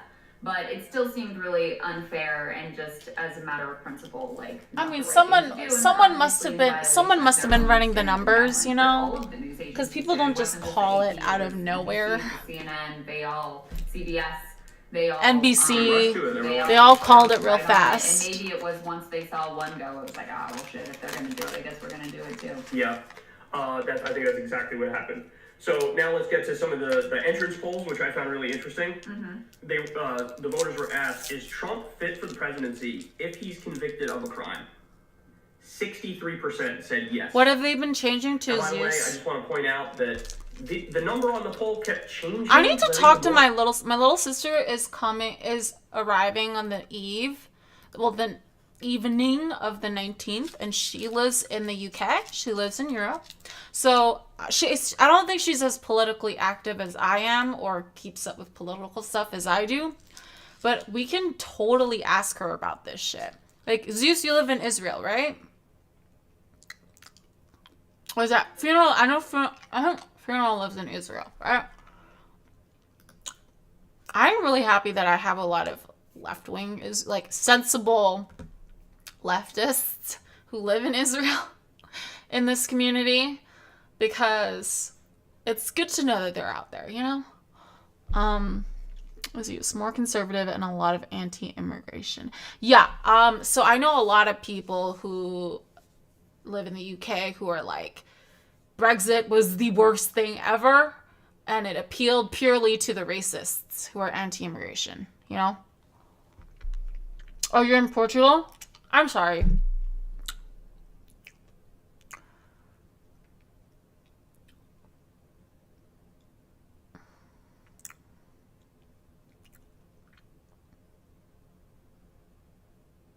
It relies not the destruction of the global south. Wait, hold on. I think that must have been a typo. Fat guy? Do you mean like it relies on the destruction of the global south? Because you said not the destruction, right? Right? That was a typo, right? I know Funeral lives in Israel, but yeah. People kept going in, they kept updating the number and updating the percentage. Give me a second. Yeah. So I've seen that range within 5 points, both up and down. Yeah. But it's about 63% that said if Trump is convicted of a crime, he's still fit for the presidency, which is an astounding number. But also at the same time, that's like saying about 40% of the Republican Party even says if he's convicted of a crime, I'm not going to vote for him. True. You know, so that cuts both ways. It's like amazing insofar as this proves he's going to win the Republican primary, but also amazing in that it sort of proves it's really, really difficult for him to win a general election if he gets convicted, which looks very likely by the day. I don't put that much stock in any poll that asks people to predict how they will react to some theoretical event in the future, because I just don't think that people are that good at predicting how they will react to some theoretical event in the future. My guess is if Trump is convicted of a crime, like let's say on the documents case, I think the number of Republicans that hang with him and actually vote for him is going to be a lot higher than 63%. That would be my guess. But even if it's higher than 63%, I do think it would make it difficult for him to be even half-dead, genocide-inducing Joe Biden. Fuck, I think the current iterations of capitalistic economies do rely on the destruction of the global south. But I think if done correctly in regards to social democracy as an economy, model for economy, I don't think that it necessarily has to rely on the destruction of the global south. That's my opinion.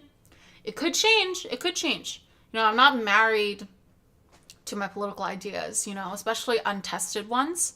So, like, let's say in the future, you know, when I'm like 50 and 60, America becomes more democratic socialist and it's still relying on the destruction of the global south, then yeah, maybe I'll change my mind then. But I don't think it's necessarily much so from the way I see it today. I don't know. At this point, I just don't know. I think you're right. I think you're right. The polls do seem to indicate that, but I just can't say anything for sure anymore, especially given how Biden has been just horrendous. Disaster. Made everyone hate him, and like, you know, the people who they most need to turn out, young voters, Arab Americans in Michigan, whatever, just absolutely despise him for sponsoring a genocide. So I just don't know at this point. I just think convicted felon versus agreed old guy funeral. with dementia, who We everybody need hates. universal I think old guy health with care. dementia, who everybody hates, probably beats convicted felon. But Or at I least, think that like- is literally the only person that old guy with dementia, Or at who's least like inducing a genocide public could beat. option. I really think that, like, in other words, if it was Nikki Like a Haley, good if it was Ron public DeSantis, option. Shit, if it was Asa Hutchinson up against Biden, you don't even need to have the election. Biden's gonna get draxed. Well, Asa is, you know, the theoretical, like, generic Republican. He'd probably do fantastic. He would crush Biden. He would crush Biden. All right, so then let me give you this one. Are you part of the MAGA movement? 53% of the voters said yes. That's crazy. And then, wait, why does it say 62% said? So between 53 and 62% said yes. I think it Well, changed that's when why. the time went on poll change. That was that NBC had a higher number. Oh, that's right. And CNN had 53%. Okay. Yeah. And you made a good point. You said people, that doesn't necessarily mean they're voting for Trump. Yeah. Which I thought was That interesting. the because truth my is thought the was if they're MAGA, destruction of of course they're voting for ones Trump. is Then the they showed a creation of poll, others. and it was like, no, actually, what was it, 70-something% said I vote for Trump and I'm MAGA, then double digits percent voted Not for DeSantis and said I'm necessarily. MAGA. You don't have to destroy a country if you need their natural resources. I think the way we're doing it now makes it seem like in order to flourish and to get other people's natural resources is to, you know, politically destroy them. But like theoretically, there are ways to do it where that doesn't have to happen. It's just the way that the world works right now. That's how it happens. Does that make sense? Vivek. Yeah, I mean, to me, I was actually surprised. The 53% number surprised me a little bit. I thought it'd be higher than that. 62% is more in line with what I would expect. But yeah, I mean, people interpret that in a lot of different ways. And Vivek in particular tried to wrap himself in, like, you know, I'm like the next part of MAGA, and MAGA's not just about Donald Trump, and so, you know, I'm like the new version of MAGA 2.0 or whatever. Yeah, I mean, you had two candidates making an argument. DeSantis and Vivek, to differing degrees, made a similar argument to that. Yeah, exactly. They asked, did Biden win? Only 28% of Iowa Republicans said yes. Scary. Yeah, I think they asked that as well to specific people who supported candidates, and I think it was like an overwhelming majority of the people who voted for Nikki said yes. Biden won. Yeah. That's a scary number. That is a very scary number. Ban all or most of... That's not necessary. Tom, I understand if you want, like, okay, if you want universal health care, yes, that would have to be higher taxes. But I'm okay with the higher taxes, raising taxes, because of the amount of money we spend on healthcare anyway, which is more than any other country on earth.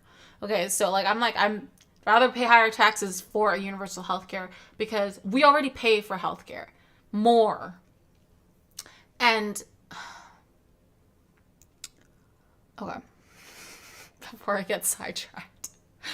And if there's a public option that is really good that most people use, but there's also a private option for the wealthier folks, it can work without raising the taxes. Like in Hong Kong, we have extremely low taxes. I don't think there's sales tax even.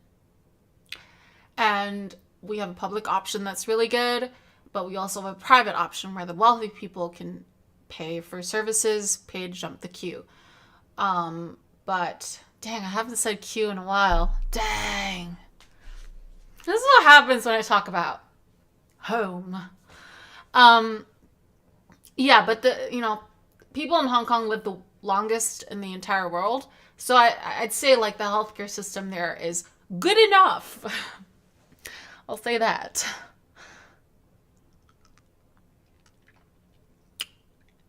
Well, fat guy, that's why I am not a pure capitalist.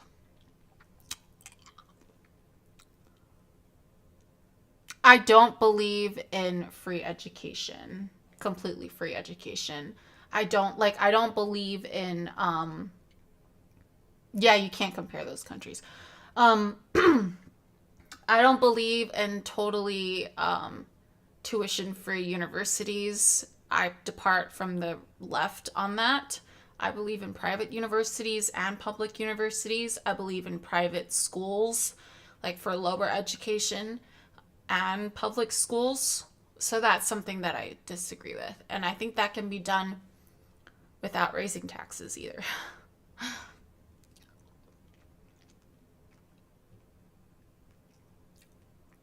Okay, Zeus. I don't have data, but I'm 100% sure it's a look for the people in Hong Kong have a way better lifestyle that Americans have, better diet, no drug use, no alcohol or smoking use. Well, as somebody who's from there and still has some family there, yes, we do eat better. But there's still junk food. But I'd say we do eat better. But we also have a better healthcare system. And I grew up there very wealthy, I'd say. So I had a chance to use both the private and public healthcare system. And the public is so good there that even wealthy people use the public healthcare system. It's only for certain situations where the wealthy folks will pay to jump the queue, for example, or to go to a different hospital, or a different emergency room or whatever. People drink a lot in Hong Kong, I'll say that. And people do smoke. There's less smoking, but people smoke. And drugs, people do drugs, but different kinds are accepted. And like in the US, they hand out ADHD meds like nothing, but they demonize benzos. Over there, it's the opposite. They'll hand out benzos, but ADHD meds completely very strict on. And there isn't like a benzo like abuse epidemic there. So it's just different cultural attitudes as well feeds into it. Tom, I don't like the idea of people trying to pay 10 to 20 years of their college education either. Oh, fat guy, no. Fuck the private option. The Canadian government chooses to not properly fund the healthcare sector because of its private sector. Yeah, I think a lot of Western countries, because of the individualistic nature of it, when they try to have both a private and public sector, it doesn't work. For some reason, because of the I culture, it's very much the public sector of the healthcare system tends to get neglected. I think in the Western countries, the way to make healthcare work in a good way, it has to be universal. But I think in collectivistic countries, having an option works better, or can work better, or can work. Period. I think because collectivistic cultures, they see things differently and they fund things differently. People act differently and consume differently. But I found that in Western countries and I-dominant countries, having a public and private sector healthcare system doesn't work. Okay, Tom. Calling an ambulance in New York is how many times now? Yeah, I had to call an ambulance once in New York. And they're kind of really nice about it. I kind of had like I don't know what happened to me. I think my body tried to reset itself. I didn't eat for an entire day. I had like an apple. And then I had to go out to dinner. And I drank maybe half a glass of alcohol, like a mixed drink. And then I felt super lightheaded. I excused myself to the bathroom. And then I went blind. I saw stars and I went blind, and then I went deaf. And so people I couldn't sit up, like I couldn't hold my body up. And my hair almost caught on fire because there was a candle in the bathroom, but thankfully it didn't. So I ended up having to call an ambulance, the people I was there with. And I had to be like carried out, I think. And we were upstairs too. Anyway, they were like, do you want, by the time I was like in the ambulance and my body had reset and like calmed down and I could see and hear again, I was like, what happened? And like I told them, I hadn't eaten anything and I drank alcohol. And they're like, sometimes the body tries to reset itself, and that's probably what happened to you. Do you want us to take you to the hospital? And I'm like, no. But I wasn't sure, because that's terrifying. Going blind and deaf, that's terrifying. But I was like, no, I think I can go home. And I had somebody with me that could take me home. And because knowing, like you said, Tom, how expensive, having an ambulance is, they just let me go because I had somebody with me that would take me home. And I thought that I would get a bill. Somehow get a bill from the ambulance, but I didn't. They didn't charge me, thankfully. USA is a great country. If you work a lot, if you get sick and fall behind, well, then you're fucked. Yeah. And I think also, even if you work a lot, if you just get sick, you're still fucked.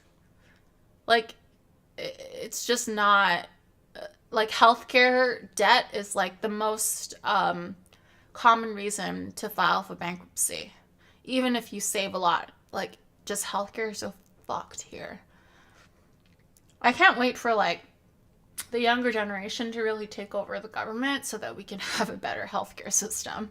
And people don't have to go broke just to pay to live, because the answer to how much people will pay to live is everything. They'll go into super debt to live,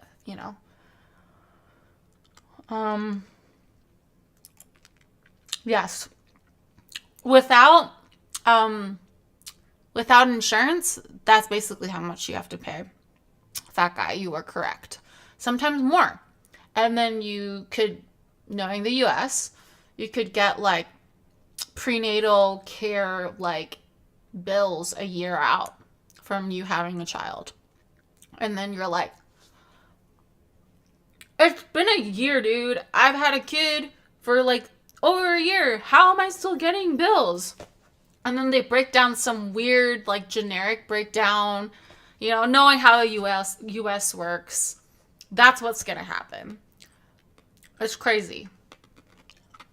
One of the biggest problems when COVID was Zeus, I have to focus on what you're saying.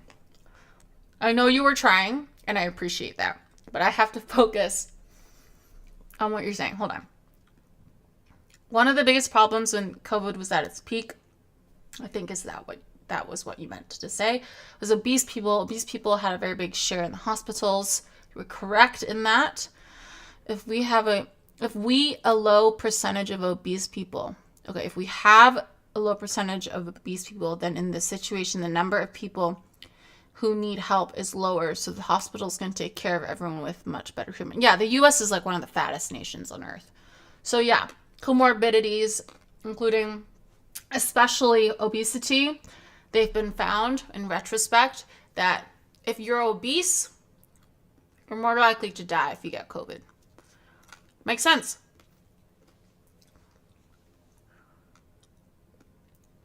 But I don't think that's the pure barometer too.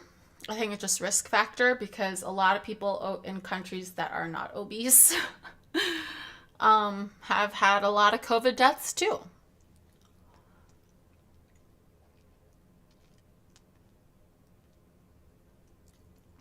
Okay. Zeus, having a child is a personal choice. Yes, it is. Solution, don't get sick. Oh. People try. When it's like genetics, it sucks, That guy in bed. What do you think about what's happening over in the Middle East with Israel, Gaza? We will get to foreign policy. after we finish covering the Iowa caucuses, which will be soon. But yeah, we will be covering foreign policy on this broadcast.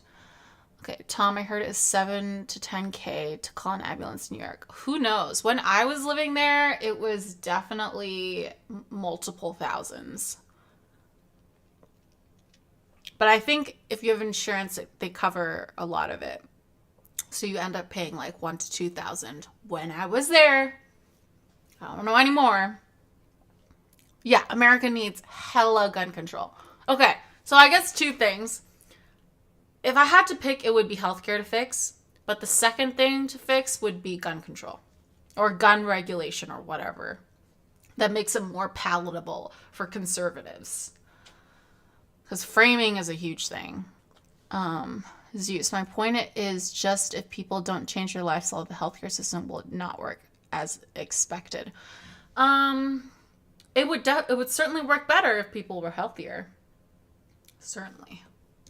Abortion, 60% say yes to that. Iowa's very religious conservative kind of a state. It really is. So it doesn't surprise me. But I mean, on the other hand, I guess you could say that in a Republican primary, we will get into foreign policy next. Not as high as I think it would have been in previous years.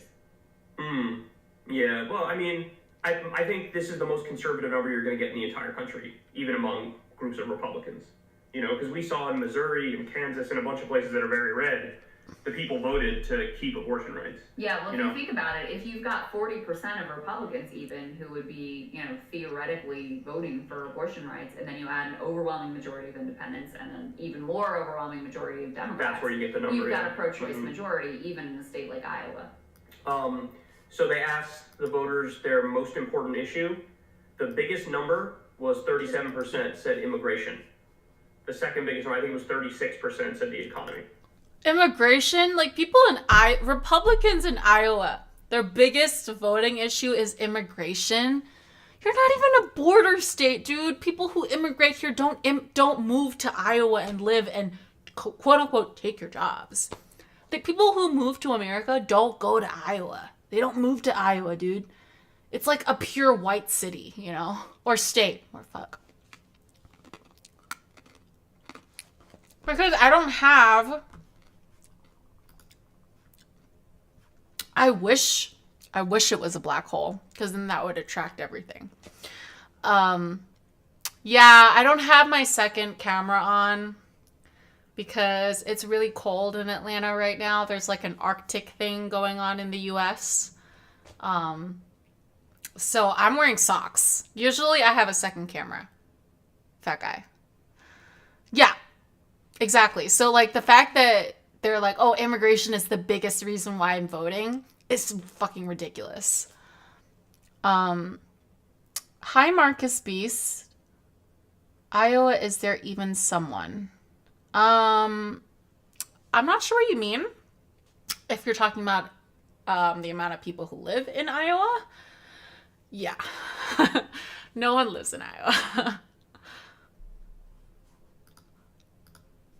But I found that really interesting. We don't mind Iowa, socks. It's literally just black socks.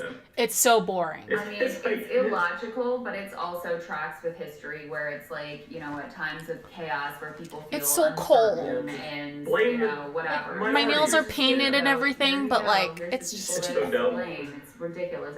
Literally, the reason why I was a little bit late to start stream was because I had to go get an eye exam because another fucking thing that I would change about America that is not the same in Hong Kong is that every year, at least not from my experience in Hong Kong at least, you have to pay for an eye prescription.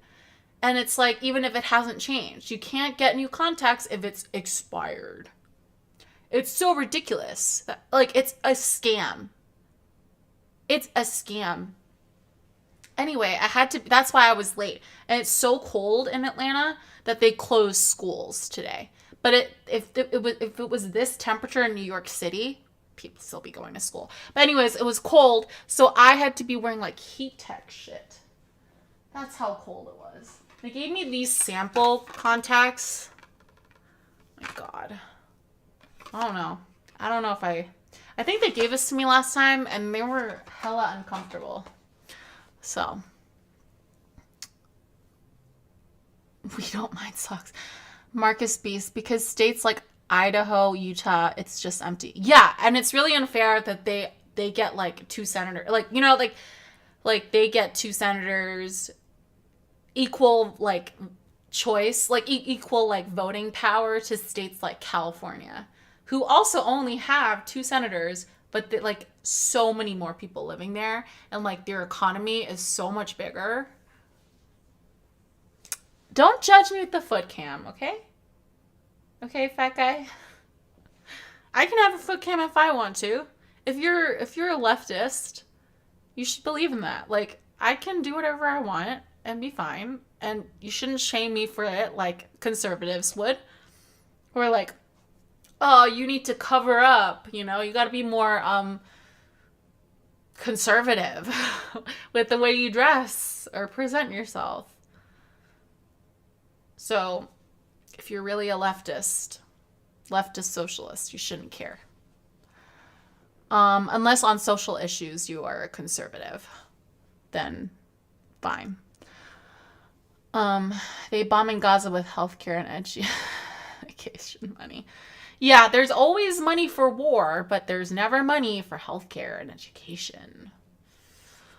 We'll get to Gaza. And then we'll get to Yemen and the Houthis, and we'll get to that. We'll get to it. Numbers, and it was like literally 100% white people. Yeah, You're said, cringe. Not enough, or did not apply or something when you looked at the minority. So I mean, it's a white state, and then when you talk about the Republican Party, it's even more overwhelming. So anyway, I don't think immigrants are the real problems that they're facing there. All right, now I want to get to the last 2 things in a second, but first give me an update. Do we have any more? I am back. I've been back for a bit. So we were. I'm good. I'm happy to be back. I missed you guys a lot. I missed streaming a lot. I'm getting back into the swing of things. The primaries are now in swing, so we're good. I'm set 51. So he came down. How are you doing? How's your Tuesday doing, Trevor? Nikki Haley, You're all fake socialists. Okay. Subtracting years in 2024, fat guy. Projections, we've got Trump 51. Fat guy, they can both fund a genocide and have healthcare. 8 and DeSantis, they now have like very likely DeSantis to beat Nikki Haley. Some people are easy to manipulate, and no healthcare means so, low life between you and me, so with our pay less money in if you put our predictions together, we absolutely. How do you guys feel about pensions? Like government pensions? How do you feel about that? I was wrong. I said 42. It was much higher than 42. But I said DeSantis 23, Haley 21. That's almost dead on. Yeah. And I said Vivek 10, 8. I mean, not bad. So on the projections, not bad at all. I mean, you and I have to brainstorm before every one of these things and then mesh our ideas together, and then we'll almost certainly get the truth. So that's what we should do. Is that the way that works? That is the way that works. Did you follow the Iowa? Is that they were showing Trevor, did you follow the Iowa on CNN? Caucuses last night? They would listen in as they were like doing the caucus stuff. And at the beginning, in multiple places, they started the night. You like with pensions? A prayer. Yeah. Everybody said a prayer together, and then they go to the Pledge of Allegiance. You love those things. And I'm looking at this like, first of all, how is this even legal, right? Like, you're having an election, which is like democracy of all of the citizens. Mm-hmm. You're saying a fucking prayer. What if there's, it's Iowa, so there ain't going to be many. What if it's 1% is Muslim or 0.5%? This is why conservatives are so ridiculous, because they act like, oh my god, this is such a bad freeze frame of Kyle, but they act like, oh, freedom, small government, yet they insist on doing prayer and assuming that everyone is Christian.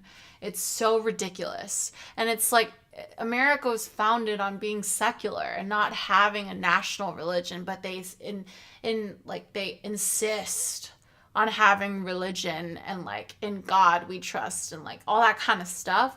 It's that's one of the reasons why people left, came on the Mayflower and left the UK, is because of freedom of religion. One of the reasons why, and prosecution from the crown. Tom, if you are European and living temporarily and having international insurance, does the same price apply to you in the USA, or is it different? Are you asking me, Tom? Or asking someone else?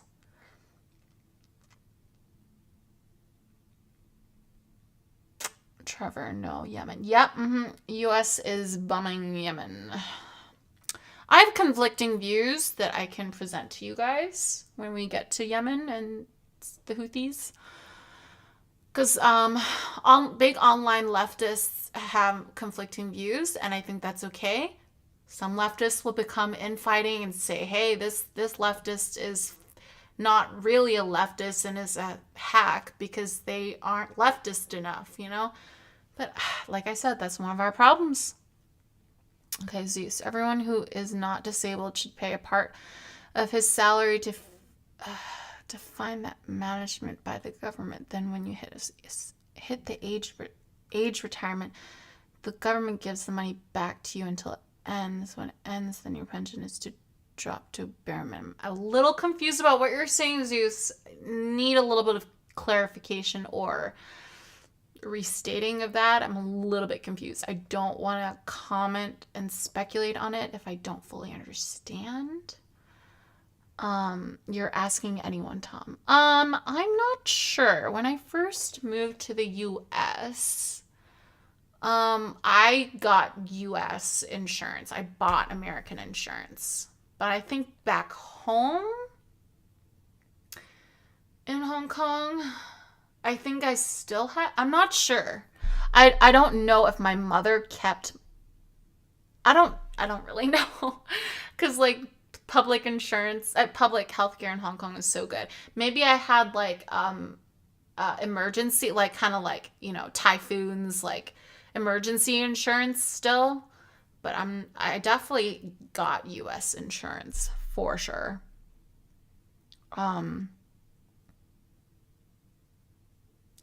International insurance. Okay, I don't know about in Europe because I never lived in Europe. Maybe you can ask my little sister. She lives in Europe. I don't know. Maybe you can ask my sister about that. That's a good question. Are you always covering politics or do you do other things? I do pop culture things as well, like the Critics' Choice Awards. Thanks for the follow. Thanks for the follow, fat guy. I don't know why it's not working, the alert sound, but we'll figure that out. How can I ask her sister? Well, she's going to join the broadcast. She is landing in the States on the nighttime of the 19th. So I believe that's a Friday. So I don't know if she'll want to join for that evening's broadcast. But if she doesn't want to join Friday evening broadcast, she'll join next week, the week following. Whoa. What? Polo. Okay, I'm going to try to say your name, chatter. Polo Delita America. I don't know what. I am so confused about your message. Wow.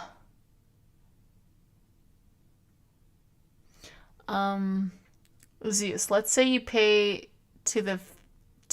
okay, let's say you, okay, Zeus, I need you to clarify.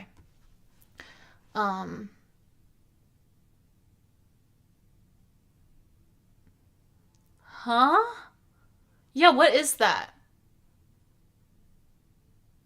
It's a standing doggy? I don't see it. I don't see the dog. 7% are non-religious. They gotta sit there and do a fucking prayer? I mean, what are you talking about? How long does it take for you to make that?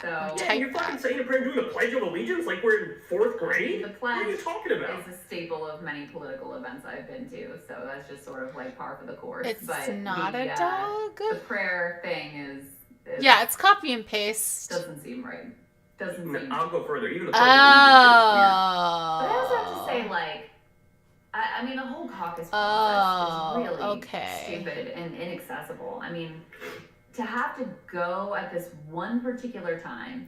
Kind of don't see it, but okay. Forget it, you're screwed. They don't have, it's not like you can send in a mail-in ballot. There are no other options but to show up at this one place at this That's kind of sad. Negative 27 degree weather. Yeah. Going into like streamers' chats just to copy and paste that. That's kind of sad. Whatever happens. But if that's what brightens their day. You don't get to participate. So it is a ridiculous, antiquated, stupid system, separate and apart from also them forcing you to engage in some religious ritual that you may or may not. It's not that lewd where I'm like, all right, bad. Like, it's okay. CNN like, whatever. interviewed two, 20-something Not taking it women, that seriously. And we're asking them who they support. And basically, one of them says, Ron DeSantis, because, I don't know, I trust my family and they seem to like him. Yeah. And the other one was the friend and was yeah, Ron DeSantis because her family likes them. And I'm looking at this and I'm like, is democracy a mistake? Is it actually a mistake? Who's he? What the fuck you know this person? I'm Tom? astonished. It's one thing to think about policy and use that. Well, if he sends the penis version, he's banned. Lesser degree than somebody like me who almost totally prioritizes policy, right? It's another thing when you're yeah, I don't know. Dave told me he sort of likes this guy, so now I'm going to take 2 hours out of my night to drive in negative 27 degree weather to go caucus for him. Negative 27 degree weather. It was apparently really fucking cold. Dead-eyed, brain dead, they barely know where they are type people, and I'm looking at this oh my god. When she was pressed on well, what did they say that made you feel like this might be the guy? She was like, I mean, I feel like I like how he speaks. I don't want to rep. I don't want to rep all of my lack of recognition of that pattern. I don't want that to rep all of females. I'm sure there are a lot of females who are very good at pattern recognition. Don't write off my entire gender because I couldn't see it. Ah, I see, Tom. I don't know. You're the one who said bet he sends those in streams. I mean, this is a stream. He's a Trump supporter. Yeah. And I looked and I was like, oh yeah, he's a Trump supporter. And they talked to him. Not the stereotype, but I was right. And so I'd say the dad is 60-something years old, and then he has a kid who's maybe 27, right? And then the kid has a kid who's 4, would you say? 5 maybe? Somewhere in there, yeah. And the one who's in his 20s is wearing the Make America Great Again hat, and they interviewed him, and it was just I'm here, make America great again. Well, and they asked. I can't. They called the Trump I can't deal with it. Right. I can't deal with it. So I didn't have that giveaway right off the bat. But they said, okay, so is this a whole Trump family, I'm assuming? And it was the kid, the 5-year-old or whatever, nodded his head and was like, yeah. I'm like, oh, poor 5-year-old. Being indoctrinated like that. Yeah. I will, just one other little nugget from the entrance polls. Trump did the best among the oldest voters and the worst among the youngest voters. Of course. And Vivek was the polar opposite. Vivek did the best among the youngest, but he was in the 20-some percentage points among young voters. But it was the youngest age group made up only 10% of caucus goers. So yeah, it's exactly. Not really the age group that you really want to have backing you given their voting percentage. Trump also won among what do I think of Hassan? Not college that guy? I'm a fan. I think he's funny, but I don't agree with all of his political beliefs. PhDs went for Nikki Haley. But I think he's a great streamer. Anyway, and he's good for leftists, I think. For visibility. Though I do think he catches a lot of strays. If we wanted to say Trump had an iron grip, but I also think that he does initiate a lot of the infighting between the leftists. But I think no matter how much, I think I agree with him on more things than I disagree, but there are definitely things I disagree with him with. And what I say to people who don't like him is that no matter if you disagree with his points of views, you can't say that he's disingenuous, because I think that he truly believes in what he says, to a point where sometimes he gets really stubborn. And that could be a good or bad thing. That's just who he is. But he's not like Jimmy Dore, Funeral. I watch him sometimes, but I do think he's too radical sometimes. Exactly. That's kind of basically the same viewpoint for me. Funeral. We're kind of on the same page with Hassan, I think. I think he's really funny too. I don't watch his gaming stuff because him and I are both not gamers. But sometimes I'll see clips of him like gaming, and I think it's hilarious because like all of his friends like make fun of him for not being a gamer. But yeah, he's funny, when he covers other things too. So when he covers other things, most recently he's been really covering a lot of the war. I mean, makes sense, right? You're banned, Tom, from all Hassan related channels. Why? What did you do?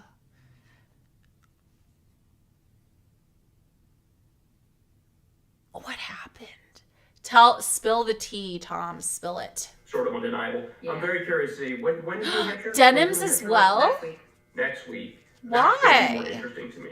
What did you do, Tom? In a weird way, where now he ends up winning there by a bigger margin.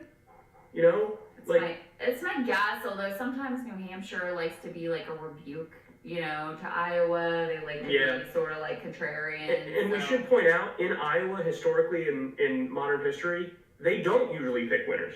I think it's a different case this time around for very obvious reasons. Yeah. But historically, on the Republican side, they did. They picked Rick Santorum, they picked Mike Huckabee, they picked a number of people who kind of went belly up rather quickly. I think it's different this time. But for both of them, you're banned? That's insane. Also their own unique sort of thing. And it takes a lot for, I think, Hassan to ban someone because he has so many haters in chat. Democrats have decided, unless he was in like a really bad mood, to go first in terms of primary. But how'd you get banned from Denims? Joe Biden's a write-in, so there's like less energy on the Democratic side, so maybe more people voted in the Republican primary. I don't know, but so I guess that could go either way. But Nikki would still.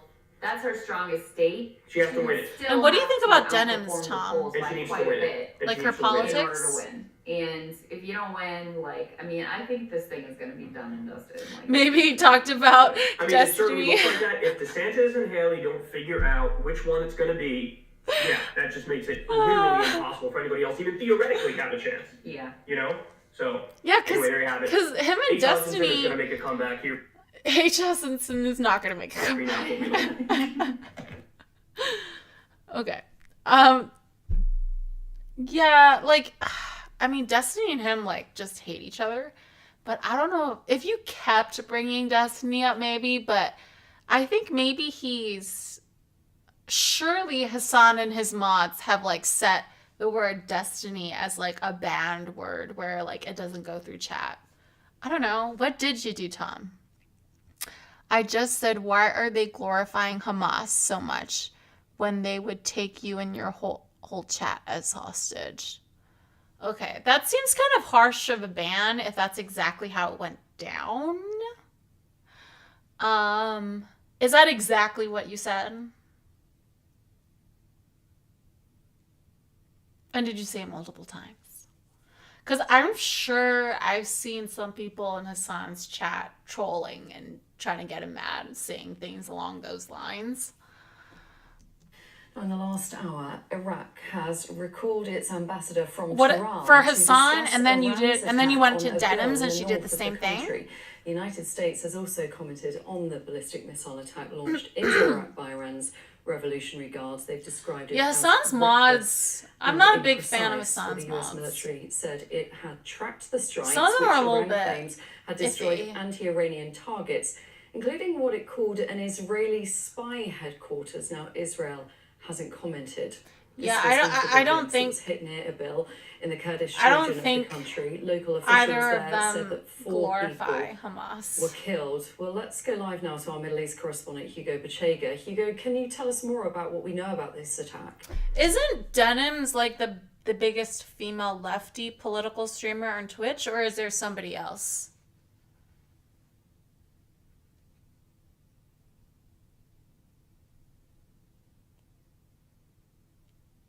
When did they call Hamas freedom fighters? I do not recall that. Yeah, Funeral Denims is the biggest. That's what I thought too. The biggest lefty female Twitch streamer. Yeah. I guess I'm competing with her. But she's very pretty. And she dresses really nice. Yeah, we don't have many details, but there was a statement from the Iranian Revolutionary Guard. And she's able to stream much more than I can because it's her full-time job right now. And in Erbil, they said they had hit it'll take me Israeli a while spy base. There hasn't compete. been any. How did she get so big? What happened? She hasn't. She streamed for a while, but not that long. Were hit. There were loud explosions overnight as a result of those recalls attacks. Ambassador from Tehran over traffic had attack. to be temporarily suspended at the city's airport. And the Iranians also say that they targeted positions of the Islamic State group in Syria, and they say that this was in retaliation to attacks. The Islamic State group said it was behind a major attack in Iran earlier this month. Where is he? That killed more than 80 people at a memorial service for the top Iranian commander, Qasem Soleimani. But a lot of the focus is on what happened in Iraq. Maybe. The Kurdish authorities have described what made Denims blow up? As a crime against the Kurdish people. Yeah. And again, this is happening as there have been concerns about. I think she's only been like streaming for like 5 or 8 years or something like that. The Israeli war against Hamas in Gaza. What does this mean, Hugo, in terms of the rising tensions that we know are escalating in the region? It's crazy how we're bombing like Yemen and shit. That's crazy. I don't think it's right. But then somebody in chat said that it was like the right, like sent me like a oh my god, what's his name? A Vosh video that was like an hour long. That was talking about how he says Vosh believes that it was the right thing to do because it's disrupting like global trade, which I can see, but I also think that it's also not the right thing to do because there's an easy solution, which is a ceasefire, you know? So it's kind of like, and I think the US is they're depicting it to the public where it's like, oh, this has nothing to do with Israel and Gaza, it's all to do with public shipping, but the reason why Houthis are like attacking ships and taking ships is because of the Israel-Gaza war. So they are related. So I don't know how I feel about it. There's different angles to look at this development in this Middle East war. I just don't like bombing another country, dude. Like, let's not get involved. We just got out of the Middle East. It'll hurt Western trade in the sense that it's going to pass the capitalistic fucking greedy ass corporations are going to pass the cost of increased insurance, blah, blah, blah, blah, blah, down to the consumers. And we're just going to have to pay more for everything. Inflation's going to go up, shit like that. So that I think is why Biden is more concerned about shipping than people dying, children dying and being maimed. He's more concerned about that.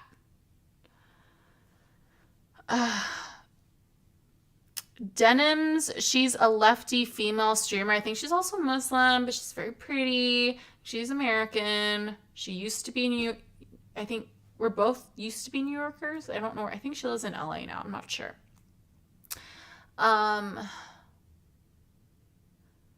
Wait, what? Hassan mods are like former staff people. Wait, what do you mean, Tom? better. If you don't lose anything. This Hassan audience are people who just repeat what Hassan says and agrees to whatever he says. If they say something differently, then they ban the dude, even if it's a long sub. Yeah, some of his mods are like very weird. I don't know. I've said some things where I disagree, but maybe because I say it in a nice way, the mods don't ban me. Hopefully they don't. But I don't know if they look at I don't know if the mods look at the history of what you've said in chat. I know Hassan does, and he'll pull it up on stream. But yeah. I don't know about his mods, man. I agree with that. Fat guy in bed.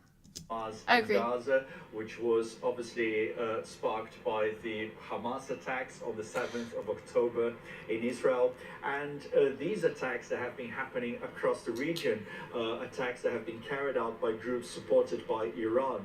You have Hezbollah here in Lebanon, which has been carrying out attacks targeting Israeli positions almost every day. The Houthis in Yemen have been attacking. I understand your vessels, hatred in the Red Sea. because they banned Obviously, you, that so has I led to can a understand. response by the US, by the UK, against Houthi positions in Yemen.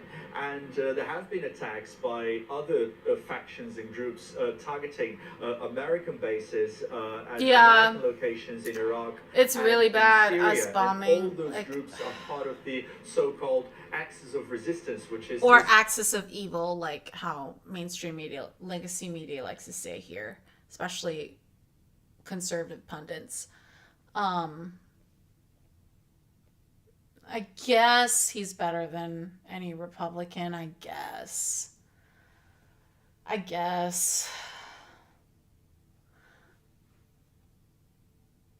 Okay, Tom, like if your unban request was Hamasabi, that I can see why you were not unbanned.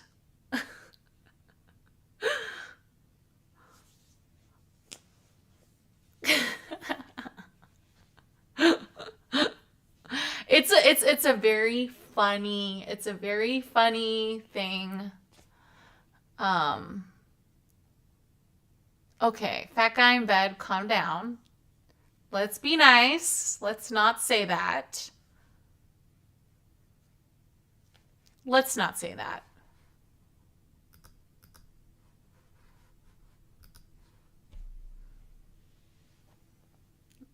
That's quite mean.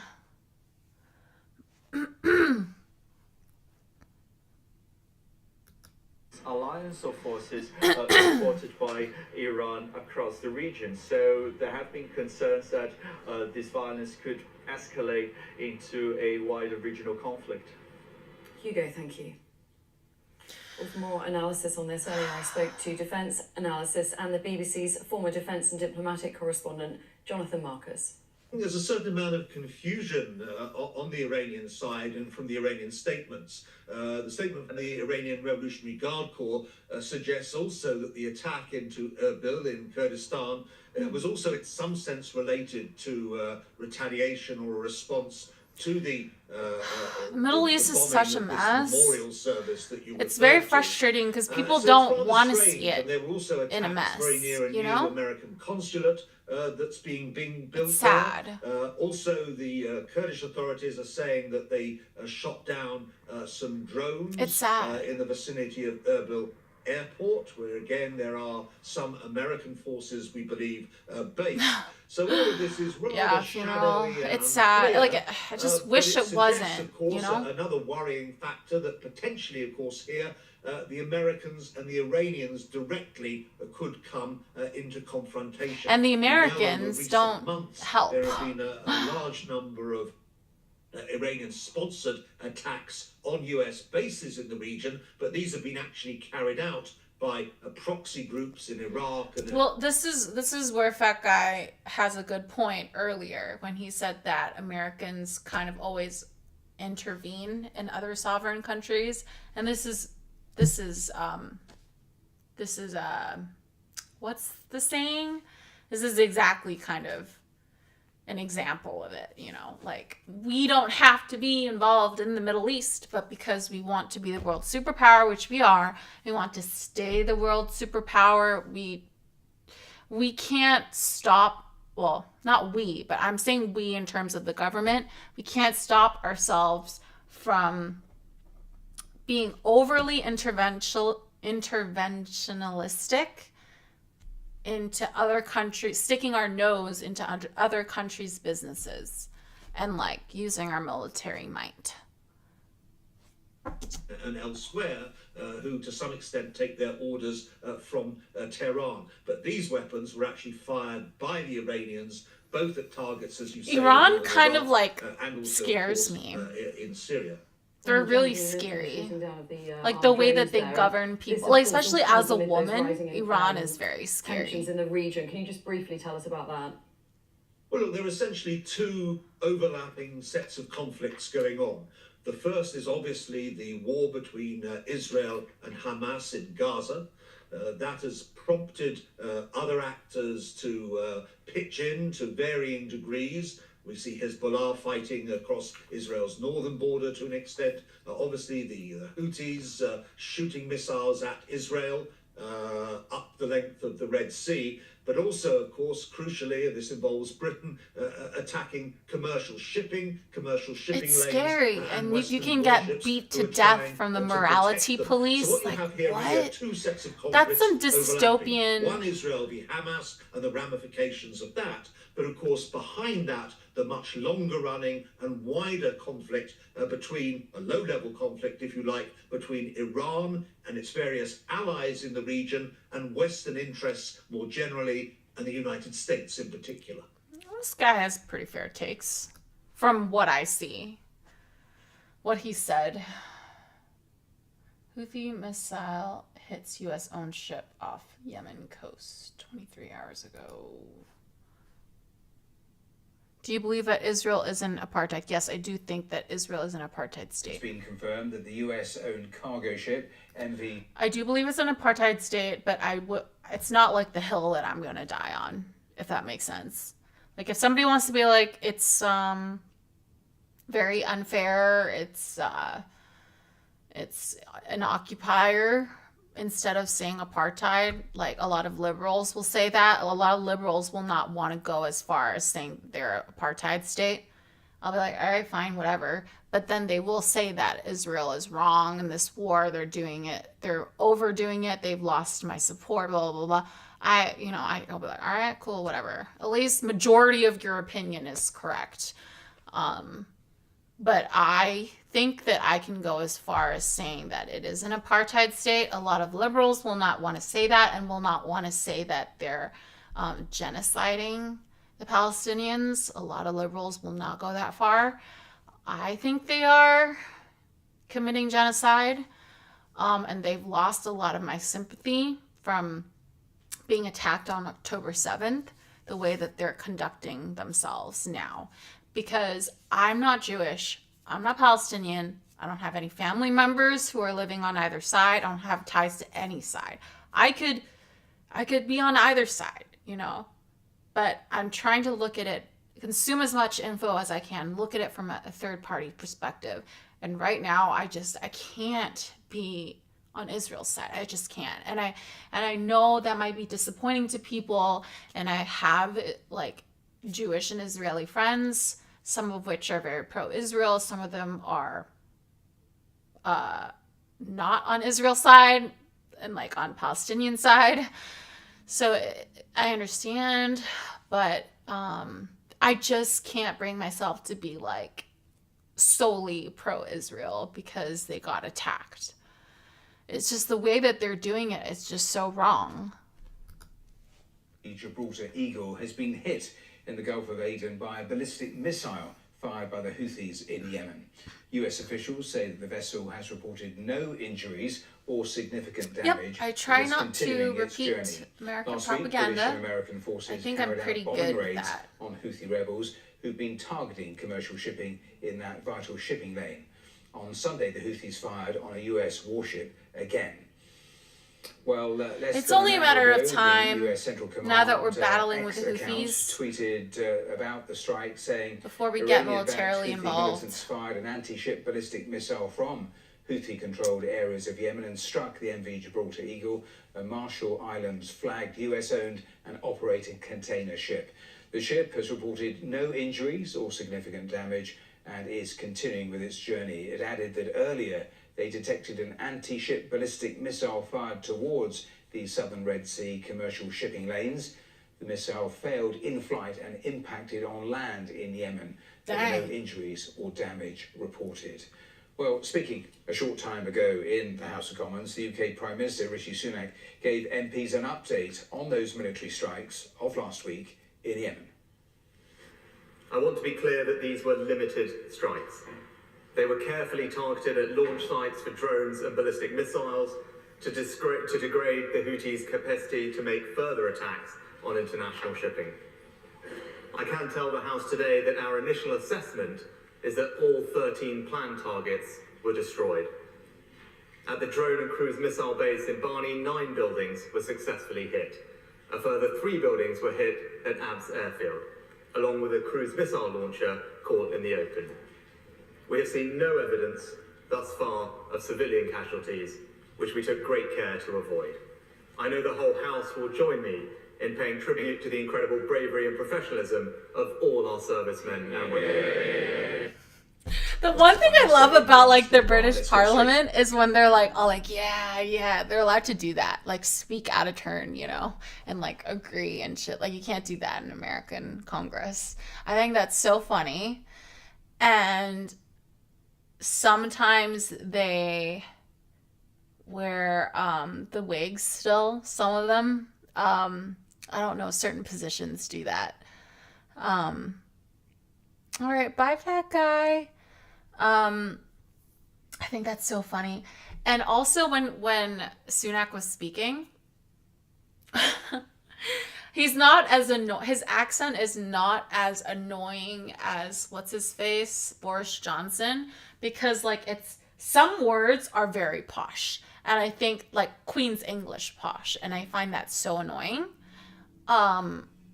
Some of his words, Sunak's words, I could tell were very, very posh, but majority of his accent is posh English, but not posh enough to be like really freaking annoying. If you know what I mean. Straight to our Middle East correspondent Hugo Bachega. And Hugo, in terms of what we have seen, those King details Charles I was just reading out from US is like Central speaks Command, really but the worry annoyingly. has always been there would be retaliation, and we see now a number of incidents, but today a vessel actually being hit. Yeah, Matthew. So This is like an example of like the media like overhyping something happening in the Middle East. Like the CENTCOM X Twitter account said, like there was no significant damage. The ship was still going. Like this is like, yeah, you report on this, but you don't do it like 24/7. Like it's not a big of a deal. Like people are dying. Okay. Today marks 100 days since the brutal Hamas attacks on Israel. Here in the United States, divisions over the war that Israel launched that day are only growing. Joining me now, Independent Senator Bernie Sanders of Vermont. Senator, thanks again for joining. We have a lot to get to, but first let's start with this dramatic new escalation in the Middle East. President Biden strikes against the Iranian-backed Houthi rebels in Yemen. Top House progressive Congresswoman Jayapal said the president should have gotten, and in fact needed, permission from Congress, calling the strikes an unacceptable violation of the Constitution. Do you agree with her? Were these strikes illegal? Well, what I do think is the president has a right to respond on an emergency basis to the disruption of international shipping brought about by the Houthis. On the other hand, he's got to get to Congress immediately. It is Congress that has the right to declare war, not the President of the United States. Exactly. So I hope this issue gets to Congress immediately. Yeah, I 100% agree on that. Like, Biden is using all the loopholes that they made after 9/11 to continue to ship freaking weapons to Israel. Like, he's using like emergency, like there's a law that says if imminent threat emergency to the United States. We are not an immediate imminent threat in the US right now. So I don't think Biden should be allowed to circumvent Congress and keep sending like weapons to Israel without red lines, like without strings attached. I have no doubt that even going through Congress, they would pass, keep sending weapons to Israel. But I do have doubts that they would actually put red lines and they would put strings attached to those weapons. In order to keep receiving the weapons, they would put like terms. But Biden is not. Like, Biden is so fucked. Okay, sorry. Try not to swear. It's a new year. Biden's opinions and actions with Israel is so screwed up. Like, it's like his worst. Like, he's ride or die. Like, why? Why are you ride or die with Israel? The war that Israel is waging in Gaza, you are trying to force a vote in Congress that would direct the U.S. State Department to look into whether Israel is using U.S. equipment or assistance to violate human rights standards in Gaza. The spokesman for the National Security Council, John Kirby, responded to your plan saying, quote, "We do not believe that this resolution is the right vehicle to address these issues, and we don't think now is the right time. The Israelis have indicated they are preparing to transition their operations to a much lower intensity, and we believe that that transition will be helpful both in terms of reducing civilian casualties as well as increasing humanitarian assistance," unquote. What do you say to that? Liar. Lies. I strongly disagree. Jake, we've got to, as Americans, take a very deep breath. What is going on in Gaza right now is a horrendous humanitarian catastrophe. Finally, We're Bernie. looking at 23,000 people who have been killed. Almost 60,000 have been wounded. Yeah, I think that's why Biden is ride or killed die, are women because and he children. did say when he was younger as a senator, he was the most pro-Israel senator that Netanyahu said when he like visited America back in the day. He was like the only senator that voted for something. I don't know, but you can find this on YouTube. There is a video of his impassioned speech of like talking about Israel and how it's like so important to America. And if it didn't exist, they would have to create an Israel, and that it's the best like billions of dollars investment America has made. Like, that is so fucked up. Like that, like, I think Biden is so stuck in his ways of like the way he viewed the world when he was kind of 100% lucid back in the day, and how he views like Israel being an investment for American foreign power. I don't think that's how it works anymore. Like, I don't think the American people want to be in the Middle East anymore. And I don't think that America needs Israel to stay the superpower of the world. I think that I think Biden needs to be reminded, who is the superpower here, Israel or us? Like, because they are manipulating Biden. Like Netanyahu has been caught on fucking camera and audio saying that I know how to deal with America, as an answer to somebody saying, aren't you afraid that the Americans are, not going to be on board with what you just said? Like, basically doing something like terrible. He's like, it's okay. I know how to deal with the Americans. I know how they are. Like, it's looking at 70% of the housing units in Gaza that have been destroyed. Jake, if I use the word Dresden, Germany to you, you think about the horrific destruction during World War II of that city. What is going on in Gaza now in 3 months is worse than what took place in Dresden over a 2-year period. This is a catastrophe. And now, according to the United Nations, after you have 1.9 million people displaced from their homes, they don't have food, they don't have water, they don't have medical equipment, they don't have fuel. What you are looking at is imminent starvation. Children are starving to death. So my view has been from the beginning, dysentery. Israel has a right to respond to this horrific Going terrorist through attack amputation from of Hamas. limbs with no But you do anesthesia. not have a right to go to war against an entire people, women and children. And the United States Congress has got to act, because a lot of this destruction is being done with military weapons supplied by the United States of America. And what the resolution that I'm introducing is about, it's consistent with the Foreign Assistance Act. It says that if American military assistance is given to any country, Saudi Arabia, Israel, any other country, it has got to be used consistent with human rights, international human rights standards, and American law. In my opinion, that is certainly not the case. We have a horrific humanitarian catastrophe. He could have been president, funeral. He could have been president. Got to stop moving. But the Democratic Party didn't want him as president. In Palestine. Do you think that you can get 51 votes? Not on Tuesday night, I don't. I think we're making progress. I think what we're trying to do is unprecedented. This is the first time this particular resolution has ever been brought to the floor for a vote. This is the Twice first time he we've could have ever been president, but they fucked him. They screwed him. Members of the Congress beginning They to rigged it stand up against him. to Actually, there's been proof that not in the way where Trump has said they rigged it against me. This is actually, there's proof that they rigged, the DNC rigged the primary against Bernie Sanders, especially the first time around. And then the second time around, there was some political corruption, kind of politicking behind the scenes of the establishments when it looked like Bernie was going to win. Like, he kind of won all the caucuses, and then the establishment panicked. And Obama and all the people made calls and promises, got everyone else to drop out except for Elizabeth Warren, who was the other progressive candidate that was splitting the votes with Bernie. Got everyone else to drop out but her. And then it got to South Carolina, got a very important South Carolinian politician, I forget, or priest or whatever, to endorse Biden. And then Super Tuesday happened, and then Biden got a lot of votes and won a lot of states, and then they kind of just pushed. They came out with this huge campaign, all on like mainstream media, saying that Bernie's not electable and all that kind of stuff, and it just kind of spiraled from there.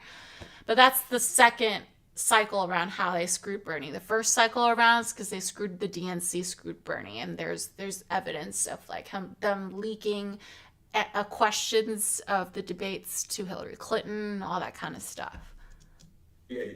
So it's going to be a long, hard process, but we got to begin somewhere. This is the beginning. So you have been critical about what you call Like, Netanyahu's Bernie illegal, is the immoral, most brutal, and popular grossly senator in the disproportionate country. war, unquote. 100 The days last ago, time there was a of course, poll on it. On October 7th, Hamas sent hundreds of fighters into Israel. That's they saying took something. hostages, they killed children, they killed families, grandparents. Yes. What should have been done? How can the Israelis go after Hamas if they are hiding among the Palestinian civilians? Wait, what? Well, Jake, that Tom? is a very fair question. What? As I've said a million times, what Hamas is a disgusting terrorist organization. What they did Link. is unspeakable. And they still are holding over 100 hostages. The situation is difficult. It's a highly densely populated urban area. Fighting there is very difficult. No question about it. This is not an easy task to go after Hamas. But you don't starve hundreds of thousands of children in the process. Israel is a very sophisticated military, one of the most sophisticated in the world.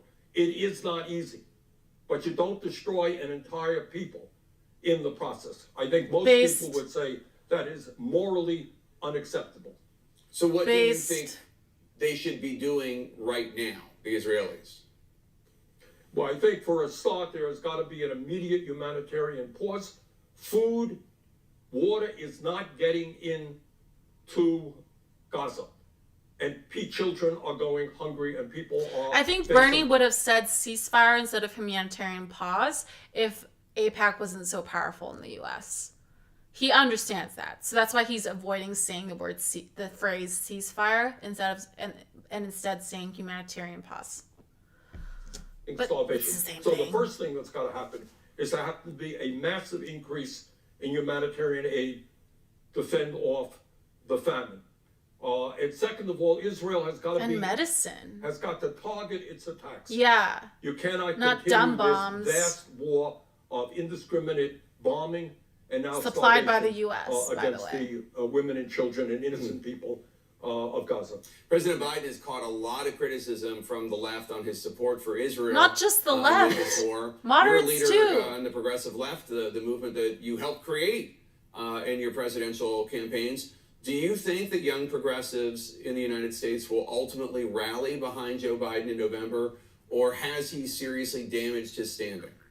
Okay, the liberals, the copium of liberals and the establishment moderate are saying, to answer his question, Jake, I think is his name, is yes. At the end of the day, people are gonna, the young who are against Biden right now are just gonna forget about this and vote and fall in line. That's what the liberal copium is right now. But I don't think so. I think some will, but I don't think enough will to save him from losing the presidency to Donald Trump.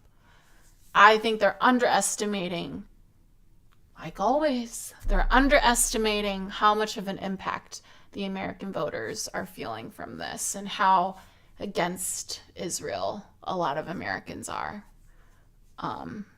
Funeral, I'm reading about him right now. I think he's, yes, Bernie is Jewish. Yes, he is.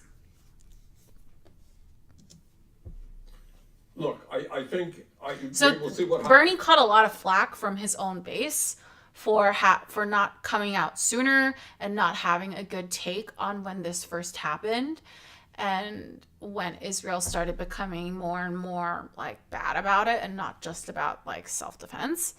But now he's like more recently he's now come out with these kinds of statements where he's turned and actually been more aligned with the rest of his base and actually the majority of Americans if you look at the polls.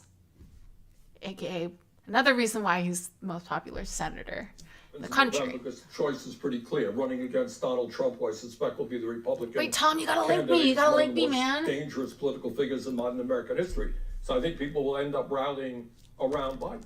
But there is no question, it is very hard for young people, I think for most Americans, to be excited about what is going on right now. President has got to change course. He has been very clear.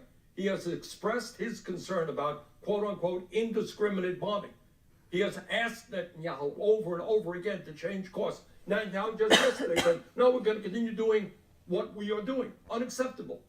You cannot give billions of dollars to a country that ignores your wishes, violates international law.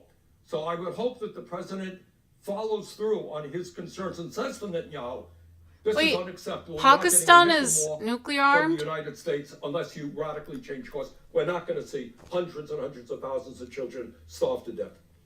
Senator Bernie Sanders, appreciate your time. Bernie based as always.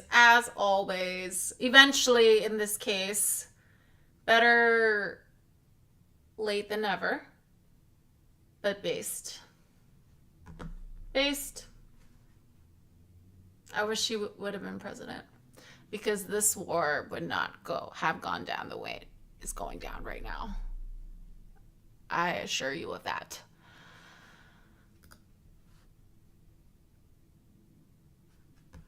Bigly. Oh my god, look at how cold this guy looks. That's how cold I felt this morning when I was walking to the eye doctor. But it's all over our news and Twitter too, and Google. You don't need to link. Yes, I just Googled it. The U.S. should stand up and support Ukraine because it's democracy versus autocracy. Inconvenient, though, for the Biden administration and the media is that Ukraine, not that long ago, was openly acknowledged as one of the most corrupt countries on earth, and that its democratic foundations were, shall we say, less than sound. This doesn't mean that they deserve to get invaded, but it does mean it's not the Disney story that they want to tell you when justifying shipping them hundreds of billions of dollars in weapons. Now, Ukraine, since the war began, has undertaken many undemocratic actions. They've banned opposition parties, they've canceled elections, they've declared martial law, they've kidnapped people to put them into the draft, so much more. All of those are important, But to a certain extent, none are as bad as what we're about to discuss. For us, the detention of an American citizen who has now died in their custody after maltreatment. This is a complicated story because the figure behind it is complicated himself. Gonzalo Lira was a Chilean-American citizen. He was living in Kharkiv, Ukraine when the war broke out. He previously had an established presence online, but quickly became critical of the Ukrainian government, as was his right to do so. His status as a U.S. citizen complicated things for Ukraine, who long before would have thrown him in jail if they could have. Eventually, after years now of speaking against Ukraine, they cracked down in May of 2023 and decided to arrest Lira, who posted a public message before. Okay, I just scanned, Tom, like an ABC article of it. It is still developing. It is very, very new. So I'm not going to cover it just yet. I will say that it's happened, but there needs to be more information. Right now, it's just talking about some of the history around the area and all that kind of stuff and all the different groups and stuff like that. But there needs to be more information. There's not enough to kind of do a comprehensive report on what's happening in Pakistan. Yep. When did the scientists or the people in charge of that doomsday clock, world doomsday clock, when did they move it to closer to midnight? I think when Trump was president or something like that. For his detention. The indictment of Lira inside Ukraine explicitly states in English that he was being prosecuted, quote, for production, distribution of materials containing justification, recognition as legitimate, denial of the armed aggression of the Russian Federation against Ukraine. Read his indictment, it becomes clear. Lira in no way materially helped the Russian invasion. All he did was say that it was justified on social media. You could think about whatever you want about what he said. What I care about is his U.S. passport, because it says United States of America. Then who does this Kiev regime think that they are? Detaining and I'm gonna get one of those soon. After they've been bankrolled by our government. Lira had one final message that he actually was able to post from a border checkpoint before his final arrest. Take a listen to what he said and how grim it was. Because I had an opinion that went against the narrative. And that's why I went to prison. And that's why, if I'm arrested again, I will die in prison. So I ask you, please, as many people as possible. He's dead. The American predicted State his Department death. knows exactly who I am and the situation I'm currently involved in. And they know That's crazy. the fate that awaits me. That's You know, crazy how that they didn't saying save an that, American. I forget the wording exactly. You know, I'm a little stressed out, as you can imagine. But they have that saying that people are fundamentally good, but for evil to triumph, all you need is the Good people to look away. of good people. Please don't be indifferent to my fate. I ask you this very humbly. Please recognize that, well, the literal death that awaits me Poor guy's dead, if dude. this doesn't work out. Understand what's going on. How can he Sad be to so say, calm? he was right. His family notified journalists yesterday Gonzalo Lira died in Ukrainian custody 6 months after being detained, after he posted that video. The United States government did zero to get him out, despite bankrolling the entire regime. Yeah. And the fact that we could order Zelensky to do whatever we want. It was an explicit choice to allow Lira to rot and die in Ukrainian custody. The State Department confirmed Lira's death to journalists, saying that they, quote, Yeah, offer they our could have sincere easily condolences to the family on their loss. That was condolences. it. That's all he got, despite his They supposed could have right for easily his gotten him government out. to do anything in their power to fight tooth and nail. Dude, Americans, we're so powerful in the world. We are still this world's superpower. Despite the whole China multipolarity world that people talk about and that Hassan talks about. We are still the world's superpower. If we wanted to, we could have gotten him in and out so fast, like, especially because we're bankrolling them with their war against Russia. This is crazy. What happened to his grave? Tom? I don't know. Did they even get his body back? Who the fuck knows? For any citizen wrongly put in captivity in a foreign prison. Lira, with his work, was committing acts of journalism. Let's contrast the silence on the Yeah, case, for this example, to the administration Russian is detention not of very Wall Street Journal protective reporter of Evan journalists. Gersovich. The State Department, the White House, they have rightly protested Evan's unjust detention and frequently raised this in bilateral relations with Putin. Again, Evan is wrongly detained. I do want him out as soon as possible. And in his case, we are at least certain the White House is actually doing everything in their power Hassan to get him is out. a big But Bernie in the head. case of Lira, they let him rot. They did not issue one. He literally has a cutout of Bernie at the back of his stream. He's a big Bernie bro. One statement of protest. In my research, I could not even find an instance of the Biden White House saying his name. The reason is simple. He committed wrongthink. He thought the Russian invasion was justified. Okay, so what? His thoughts on a foreign conflict that doesn't affect us is enough for the government to condemn him to death in Ukraine? Consider the insanity of that. Consider also the silence of the media. Even when they cover his death, it's like this. Newsweek. Who is Gonzalo Lira, pro-Putin American expat, dies in Ukrainian jail? Or Yahoo. Pro-Russian blogger Gonzalo Lira allegedly dies in Ukrainian detention center. Allegedly, the State Department confirmed it. In both cases, you see his pro-Putin. Again, I reiterate, who cares? So what? Being pro a dictator of another country is your right in this country. Sure, Exactly. he was on Ukrainian soil, but do we really doubt for a single second that the outcome would not be different if there was, say, a pro-Ukrainian blogger detained in Moscow? We don't have to doubt, because we see the disparate treatment of a Wall Street Journal reporter versus Lira. Lira's death in Ukrainian custody is a genuine scandal, and more so, it is a scandal to erode the power of the U.S. passport. I've been to some sketchy I agree countries with in my that. day. The types of places where you gotta bribe cops to be left alone. Belying the individual circumstance, I never actually worried that much, because I just figured, hey, U.S. citizen, what are they really gonna do? Yeah. Now, I'm not so sure. If you say the wrong thing, the government will let another government kill you. That is the reality of being American today if you think the wrong thoughts. I mean, Crystal, it's totally nuts. I think that's totally fair analysis from Sagar, but he's also more of a righty, a sensible righty. So that he's pro-American enough and he's part of the press that if anything were to happen to him, he would be saved. But because like somebody like me or anybody who's like an outspoken lefty that's critical of the government and said something like well, I'm not pro-Russia, but if like, let's say Hassan was like saying something like pro-Russia or pro-China and then he gets like detained somewhere and then he dies in prison, like that's probably why, because he's left-wing, you know? And not just left-wing, he's like very pro-China and, you know, Russia. I think he's more pro-China than pro-Russia. Guys, obviously I had a lot of thoughts on what Sagar had to say there, so if you... Yeah. Okay, so we are gonna talk about the ICJ situation right now.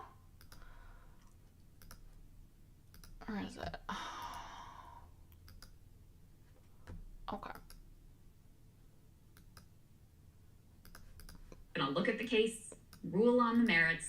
We all know, just like in American context, politics reigns supreme. And that's why the big Israeli push prior So to this Breaking hearing Points was to have had pressure like countries people around on the that world. says And they don't so, think you know, that we wanted to present that you they with think both that, a, that they've had people on like Norm Finkelstein who said that they think that Israel's going to win the case in ICJ, and then they've also had people like experts, let's say Israel's going to lose the case in the ICJ. Who knows what's going to happen? Who the fuck knows? Especially with Germany intervening and like all the other powerful Western nations and the permanent UN members are all part of the ICJ. I don't know. I feel like I'll believe it when I see it, when Israel loses, you know, the decision. But I don't know. I've been so like, throughout this whole thing, I've been so like jaded that like Israel's probably gonna win the decision.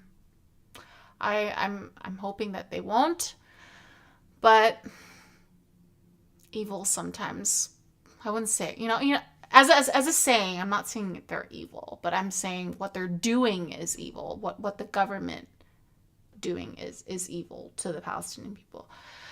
You know, bad people always seem to live longer than good people. Counter argument that, you know, the ICJ Just saw the news that Iran did attack in Iraq, saying the building in Iraq was used by Mossad. No, yeah, I just saw that, Zeus. I did. They are going to side with South Africa in this case.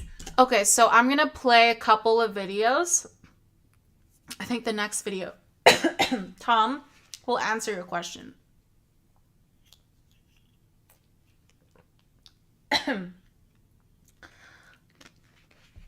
So, they will tell you.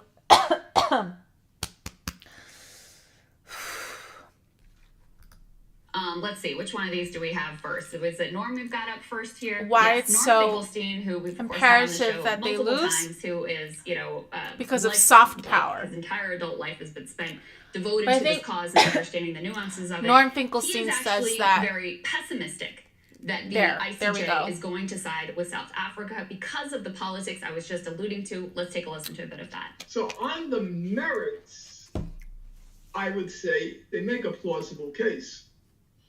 But these things are never decided by the merits. They're not decided by the law. They're decided by politics. You can't get around it. And so this is the pessimistic. He's like a lawyer that is the first person to try a genocide case in the ICJ and has won it. And they have him on, and he predicts that Israel's gonna lose. But who knows? That was from a different case. Every case is different. Judges comprise the Security Council and 10 other states. So, Russia, China, the US, the UK, and France. Okay? The 5 permanent members, they have representatives on the ICJ. So you think to yourself, oh, great. Okay, we lose with the US for sure. We lose with the UK for sure. Mm-hmm. France is a question mark. Question mark, yep. Given the statements it's been making recently about what's going on in Gaza, I would call it a question mark. And then we say, oh, great. We have one question mark, and then we have Russia and China. And you think, okay, we have Russia and China on our side. Well, Russia is now being challenged or accused of genocide in criminal court. So do they want to open up the Pandora's box of that genocide convention, which might backfire and be used against them? Very unlikely. Fair argument. Well, as everybody knows, China is being accused of genocide against the Uyghurs. Okay, but I think what Norman Finkelstein here underestimates with China is their hatred of the U.S. And how they will take every opportunity to give an FU to the U.S. or a middle finger to the U.S. So, I don't know. I think China is more of a toss-up than Russia is. So do they want to open up the Pandora's box of the genocide? They don't care. China doesn't give an F if they're being accused of genocide. They'll just deny. So, right now, we have 1 of 5, which is France, maybe. Yeah. Then Germany's on this year. They vote for it. They do worse than Israel on it. They were voting for the genocide. So he's doing the math there and saying, based on the politics, I mean, I think he's right. Doesn't look great. Every single thing you laid out, especially with Russia and China and the contravening interests as to why both disagree with China. Yeah. I could be wrong though. I mean, the only question on that one is, you know, they're not afraid of being hypocrites either. True. Exactly. In plenty of instances. So do they see this more as a way to thumb their nose at the U.S.? Poke us in the eye, you know? Do they want to posture like, oh, look, they've, you know, the U.S. has dropped the ball on being the arbiters of international law and standing up for humanitarian rights. So we're picking up the ball. We're the real beacons of humanitarianism in the world. I think that's possible, but I also think that Norm's analysis is very possible as well. Certainly, we have the counter case. Yeah, so we'll be on the watch. Law expert Francis Boyle, they played this on Counterpoint for the ICJ highlight it decision. As well. He's argued successfully at the ICJ multiple times, in fact, and specifically on the Genocide Convention. So he is like probably the most expert person on this that you could possibly imagine. And he believes quite strongly that South Africa ever to win anything under the genocide back to 19 Bosnia-Herzegovina against Yugoslavia. How old is this dude? All acts of genocide.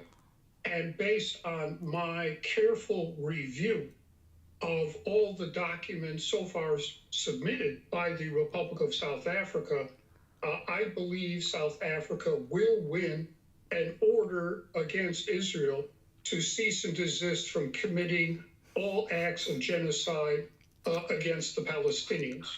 And under Article 1 of the genocide... And yet, he is more lucid and well-spoken than Biden.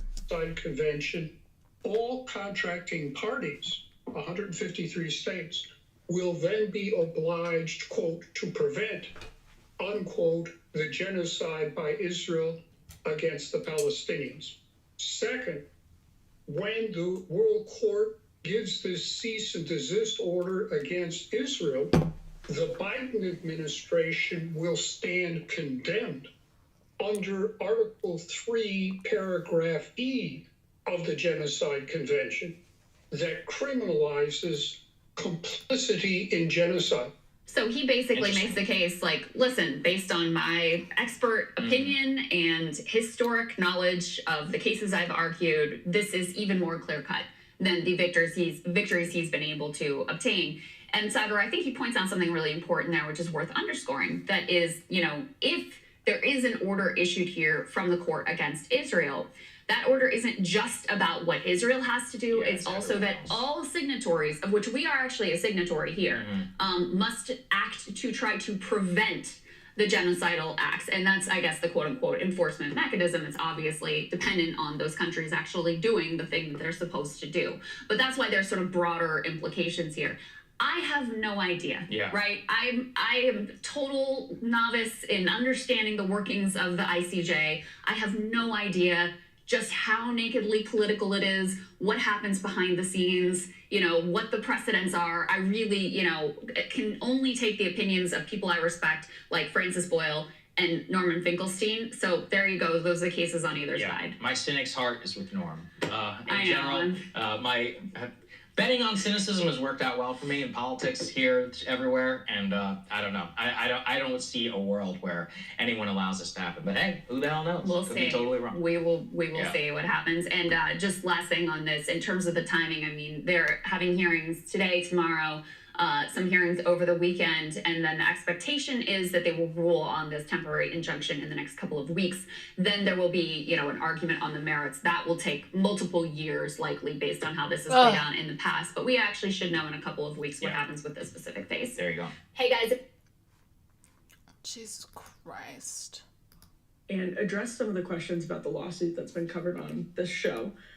Tell us a little bit about what Blinken had to say when he was in Israel yesterday, facing questions actually about the genocide claims. Yeah, he actually, so here's from his opening remarks at his press briefing yesterday, where he brings up the genocide charges that South Africa has filed.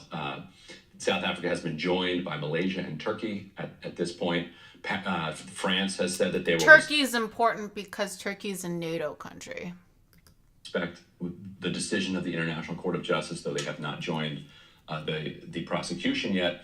One, as I think was discussed on the show yesterday, one Israeli Knesset member has said, Ofer Kasif has said that he has endorsed also those genocide charges, which is fascinating development. But let's play Blinken yesterday.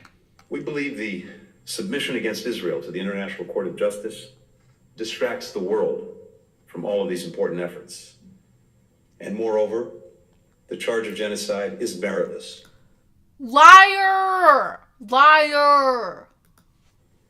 It's particularly galling, given that those who are attacking Israel, Hamas, Hezbollah, the Houthis, as well as their supporter Iran, continue to openly call for the annihilation of Israel and the mass murder of Jews. They care when it comes to being attacked, though. Like, they may not be, they're the one of the least liked NATO members, I know that. But if they want to invoke Article 5 and they don't want NATO to fall apart, that's important. I came to Israel after meeting with the leaders of Turkey, Greece, Jordan, Qatar, the United Arab Emirates, Saudi Arabia. It's Qatar. It's Qatar. All of those leaders share our concern about the spread of the conflict. Nonetheless, 90% of Gaza's population continues to face acute food insecurity, according to the United Nations.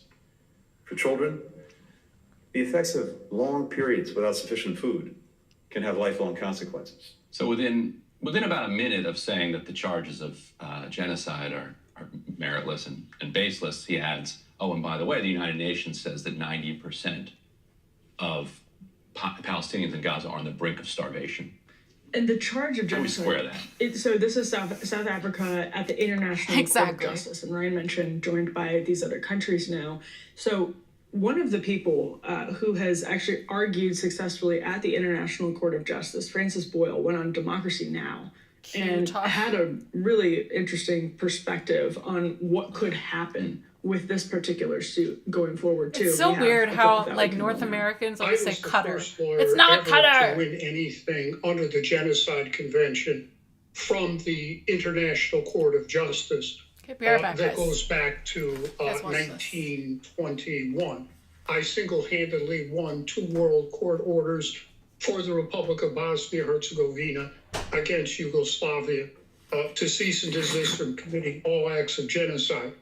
And based on my careful review of all the documents so far submitted by the Republic of South Africa, I believe South Africa will win an order against Israel to cease and desist from committing all acts of genocide against the Palestinians. Under Article 1 of the Genocide Convention, all contracting parties, 153 states, will then be obliged, quote, to prevent, unquote, the genocide by Israel against the Palestinians.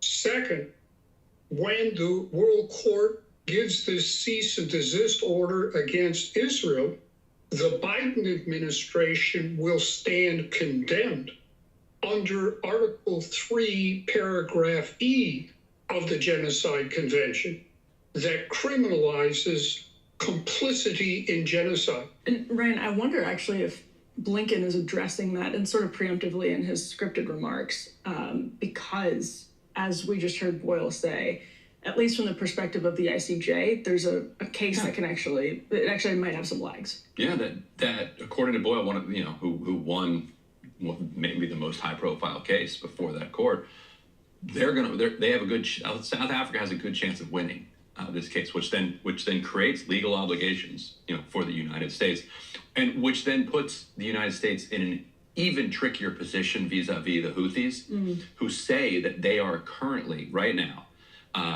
Basically enacting their responsibilities and obligations under Article 1 of the Convention around the prevention of genocide. Okay. That all states have a duty to intervene to stop genocide, not just to not do genocide themselves, but if they are aware of it happening, it's their obligation to step in, and that's related to the way that the world did not step in during the Holocaust.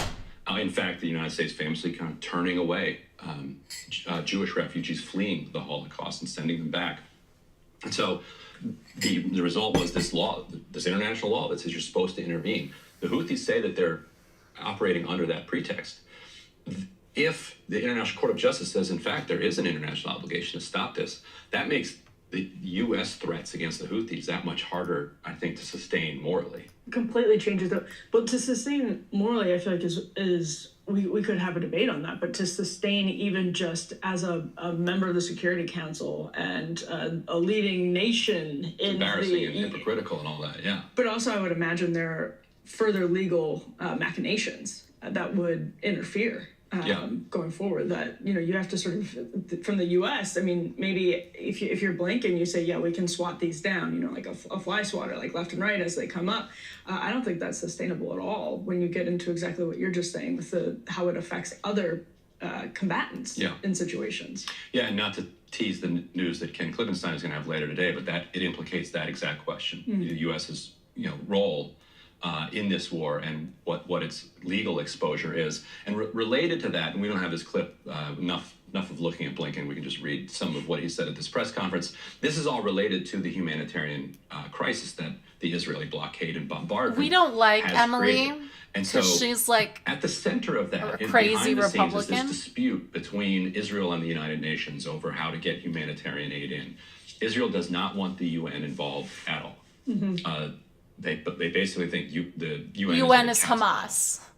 They've Hamas. Said UN is Hamas. So it's crazy. You recently had senators Chris Van Hollen, Jeff Merkley go over to Rafah crossing, and every aid worker that you talk to says there is not enough aid getting in because of the logistical difficulties thrown up by Israel around the idea. They say it's about making sure that no weapons wind up in the hands of Hamas. And Israel is responding to a real logistical challenge presented by Hamas, which actually, there is evidence, and there's a question of how widespread it is, but there is evidence of, for example, gunmen taking over trucks, taking the aid from the trucks, and all of that. That is a real problem for Israel. There's a huge breakdown. There's a coming social breakdown because of the way that everything has collapsed, and you just have 2 million people living in tight quarters and nobody getting enough food, water, or medicine. Right.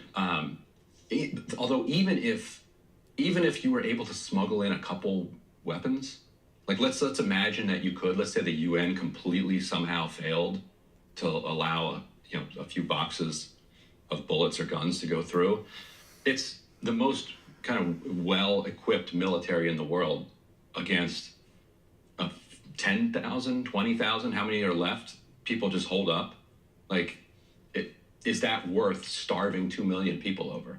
And that's granting a 100% of the benefit of the doubt to the Israeli argument, rather than taking a lot of the Israeli officials at their word, which is that they actually believe that the starvation policy is the goal itself, not an unfortunate byproduct, but not a bug, but a feature. Right. But that's one of the reasons why Breaking Points and this Counterpoints, which is part of Breaking Points, it stands out from other independent media shows, is that they have one member of the two hosts duo is always left and one is always right. And the extent to which they are left and right is different per host, but she is a very nonsensible right-winger, I believe, compared to Sagar, who is the main right host person. He's more sensible. Yeah, that's the selling point of them, right? This show, this company, it's that they try to have both sides presented, and I'm not talking about both sides of how moderate, liberal, mainstream media tries to do it, where they're not really both sidesing it. They are actually both sidesing it. And sometimes on some topics, they will release heated debates between hosts on topics.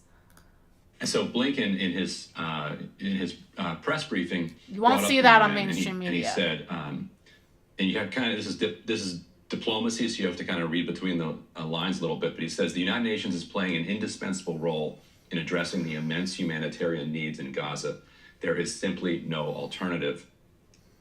I spoke last night with the UN's new senior humanitarian reconstruction coordinator for Gaza, Sigrid Kaag, about all these efforts that are underway. And then he says, Sigrid Kaag is someone I worked very closely with a few years ago when she led the UN mission that destroyed the Assad regime's chemical weapons in Syria. So I can say from experience, she has what it takes to get this job done. She has America's full support. She must have Israel's as well. So that Blinken very clearly, but kind of going. How would you describe that? Like kind of elliptical language. But he's saying we support the UN, and we want the UN involved in this. Yes. The UN has to be involved in this. But then he says she must have Israel's as well, meaning she doesn't yet have Israel's support.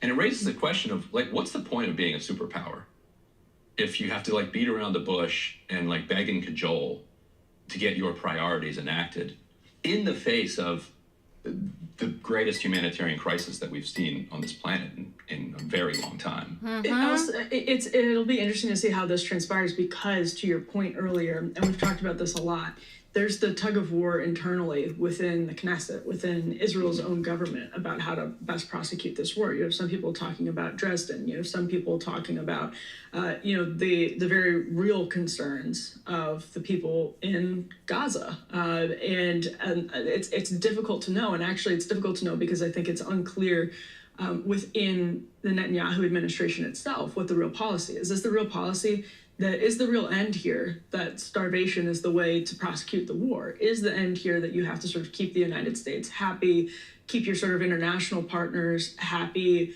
play nice with the UN, and you also have to, do what is morally right and ensure that innocent civilians are able to eat and drink clean water and have medical care? All of that, I think, is genuinely unclear because Israel is divided on what is the way to go forward. And so that's where the US, what is the point of being a superpower if you have to kind of beat around the bush? And you can't even get your client to do what you need to do. So what we just saw in the last month is the US say, let's draw this war back. Let's sort of do an indefinite pause on the parking lot dynamics here in Gaza as the new year starts. That's exactly what happened. And so, we obviously are pulling some serious strings. Although you're still seeing airstrikes.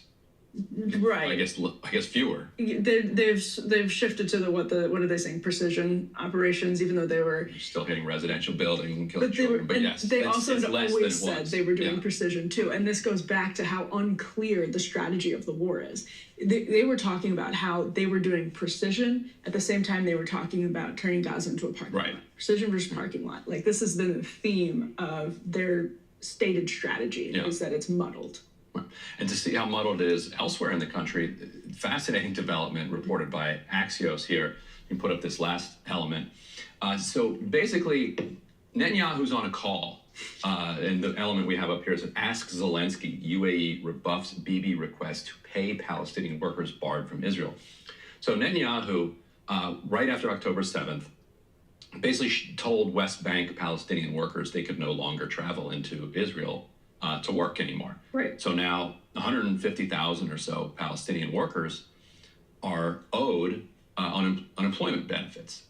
Meanwhile, the right-wing elements of Netanyahu's government, well, the furthest right-wing elements, Smotrich, Ben-Gvir, and others, I hate have Ben-Gvir. insisted that no money, because I think who's the finance minister? Smotrich. Yeah. He's like they're all Nazis. Everyone in Gaza is a Nazi.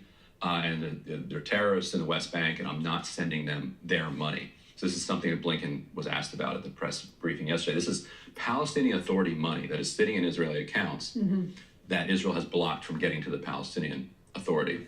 Now, the Shin Bet and the military establishment in Israel has said this is a horrible idea. Like, set the ethics aside of whose money it is. Why are you going to create enormous economic-based instability in the West Bank? Like, at this very moment, like this is not what we need. But Smotrich, Ben-Gvir, and others have said if you release that money to them, we're quitting the government. We will leave. And Netanyahu apparently believes that he can't keep together a coalition without the far right. So what does he do? He calls up Mohammed bin Zayed over at the UAE. He's like, yeah, they've got money over it. Right. Emiratis got money, and the bin Zayed was so appalled by the request that they leaked it to the press and said, so Netanyahu said, hey, can you pay the unemployment benefits of these Palestinian workers that I'm borrowing from Israel? And he's like, are you joking? Right. And to show how ridiculous he thought the request was, he said, why don't you go ask Zelensky? Ask Zelensky. Zelensky's gotten a lot of money from your friends lately. He's got a lot sitting around. Go ask him for some money if you've got a problem. Or give the Palestinians their money. Or let them work. Like what's your long-term strategy here? They like just the way don't Gaza like turned into Palestinians. the complete economic basket case that it's been for the last 2 decades. Would you say funeral? It's not because Ben Gvir say, and Hamas decided to turn it Smotrich into are the some, worst like, guys in the government. Yeah, terror they're den. terrible. It's because Gazans were no longer allowed to leave. And I think that's why they entire stopped economy, having Ben Gvir was based on specifically, especially exchange with the because rest he's of so Israel. bad with PR. And so what's left in the Western world. Well, just guess we're going to fight. What he says is negotiating unacceptable. with, again, this is where Netanyahu is. He literally tried to tell before MSNBC got rid of what's his face.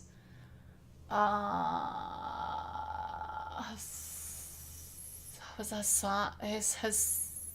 I don't remember. Why am I blanking? Before they got rid of, it'll come to me. Their lefty host on Peacock, which I think would have been the future of MSNBC as the older folks die off. They got rid of him because he was too critical of Israel. And Ben Gvir went on his show, and Mehdi Hassan, yes, and said they got heated, and then Ben Gvir was like, "You can't say that," and Mehdi Hassan was like, "Yes, I can. Like, I can say what I want to say here. Like, this is like basically saying this is America." And he was like looking at his producers and like kind of smirking because like you just can't, literally a foreign representative of another country is telling the free press of America that you cannot say these things that are against them because we are Israel. You can do that in Israel, apparently, but you can't do that in America. And I think people who are very pro-Israel, who have a lot of money, who are backing a lot of legacy media, we're not happy with Mehdi. We're just not happy with Mehdi. But a lot of people were watching Mehdi.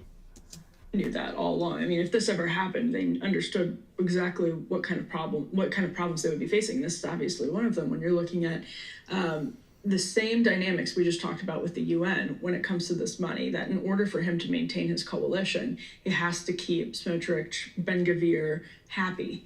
And to keep them happy, you have to piss a lot of other people off. And you have to... Including all these people you owe money to. Including that and including the United States. I can see that. Again, I can see that. None of this is... The way he speaks. Simple. It's obviously extremely complicated. The arrogance and entitlement that he speaks politically, with. I can see that. Is the other question. And, when you kind of are... I think there's a benefit in some sense of being here in the United States. You can sort of see things in a way that's not even just the United States. I mean, if you're outside of the war zone, you have the benefit of, for example, some clarity, additional clarity that, you don't necessarily always have. That doesn't mean we know better. That's not what I'm saying at all. What I'm saying is that you're at least able to take a step back and emotionally see that there's a real moral problem for everyone. And to the extent it's complicated from Netanyahu's perspective of trying to stay in power in an untenable situation. But I mean, genuinely, he's got the world held hostage in a way because if he leaves office, he might go to jail because of these previous corruption charges. Yeah. So he's just doing any dance that he can and doing anything to stay in power. And also, which is, I feel like the rest of the world should be like, okay, fine, we won't prosecute you for these corruption charges if you will just rationally come to some end of this. Now, I think a lot of the world would like to see him prosecuted for war crimes, so that's complicated.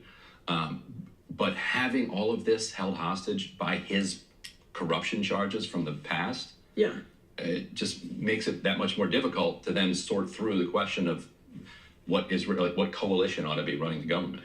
Also, it is a complicated question when it comes to whether or not you're, by helping civilians, you're arming your enemy. And to some extent, you absolutely are helping your enemy when you are taking care of civilians. But that's something that after World War II, we kind of came to the table and said, there's a serious give and take here that needs that here's how we've sort of mapped this out morally, legally. And that's, I'm not saying that's easy, at least. That's genuinely a very complicated moral question. But again, we can see pretty clearly what's happened to civilians in Gaza. But the dynamic can be the reverse in a way, and that's why the national security establishment wants these Palestinians to get paid. Because actually by not paying them, you're making life much more difficult for the Israeli national security establishment, which does not want a gigantic uprising in the West Bank right now. Yeah. They'll take it some other times perhaps, and when they can focus all of their energies on suppressing it.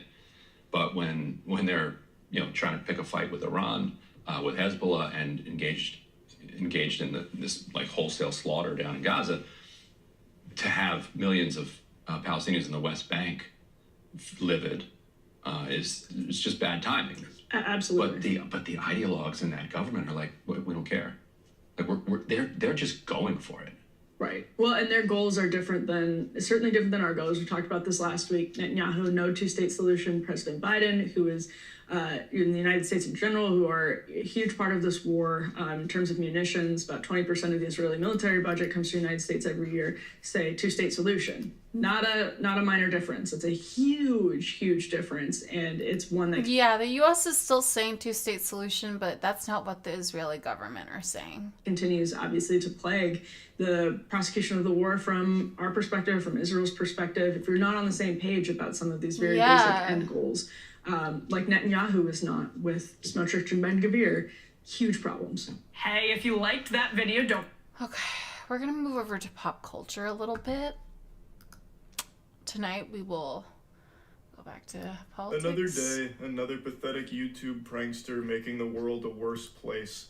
Desperate for clout, a new ghoul has taken a bite of the forbidden... But before we do this, Trump is back in one day after the Iowa caucuses.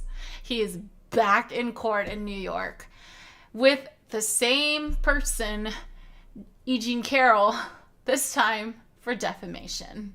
Basically, right after he lost the previous trial. Forbidden fruit known So as stupid. trash pranks. They wanted attention from the I'm internet, gonna go get but a in fact, all they got was attention from authorities since they were arrested because they did something truly foul. A 22-year-old man from Belgium aspired to be the next great YouTuber and hatched this idea where he would dump a bucket of shit and other fluids onto train riders for his YouTube channel. According to the prosecutor's office, he would fill buckets with diverse substances like paint, excrement, and food, and then throw them at passengers, basically just making stink bombs. Obviously, the motivation here was to become a social media sensation, a superstar. This was his ticket to the big time. He wanted to create a career out of this shit, put his name up in lights, but instead all he got was his name on a rap sheet here. I also appreciate that most of the sources reporting on this story aren't using this guy's actual name or even his online handle for the most part, which I think is great because clearly it's all for attention, and if nobody knows who this is, the only attention he gets is from his fucking parole officer. That's the only person that knows his name now. So let's go ahead and show you the video. I have to mute the audio because of the music, but here's our protagonist. He's out collecting his ingredients and he's making a strength potion in that bucket, old school RuneScape style. He then gets his secret ingredient to the Krabby Patty formula here, dog shit, pours it in the bucket, and then gets a bunch of leaves, puts those in there as well, and mixes it all around, and he's ready to begin his adventure.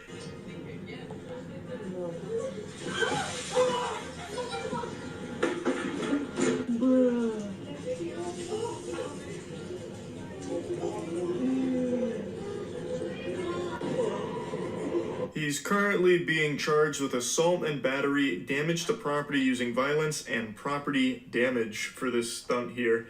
And I would hope the cameraman also faces some charges too for enabling this, filming it, and just being an accomplice to this degeneracy. This loser immediately ran away from the scene of the crime, knowing full well every single person on that train could have absolutely beat his ass.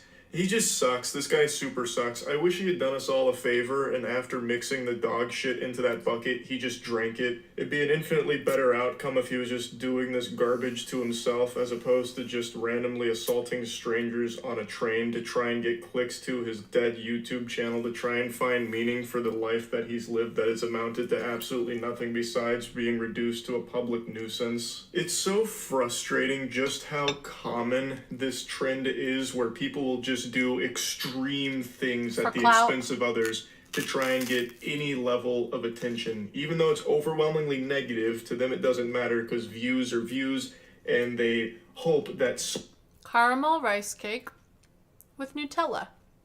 Delish. Some of them will stick around just to hate on them, or maybe a couple of them are equally as brain rotted as they are and actually enjoy it.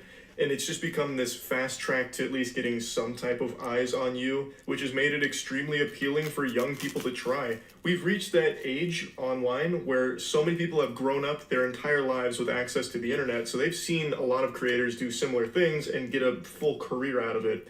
And that makes it very enticing for them, so they also want to try, because clout is a disease more addicting than heroin, and everyone wants a piece of it. So they see that pranks always garner some type of headline and people talk about it, or playing the villain online gets some people to find you. And in the modern day and age, the worst thing you can be is invisible.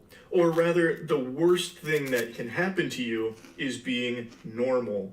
Like, if you don't have a social media presence, if you're not constantly on the grind to try and be a social media influencer, for then you're worthless. These in young some Gen people's Zers. eyes. It really feels like for younger people, That's sad. follower That's count sad. is directly correlated to their value as a person. So they're That's really constantly sad. striving for ways to get that number up. And a lot of that falls onto pranks. Every single day, there's a new hopeful prankster that does some extreme shit to try and get some clicks, and this is just the most recent example of it. It's so exhausting and frustrating. It's just so fucking sad. This guy 100% deserves to be arrested. I hope he faces some kind of serious charges for this.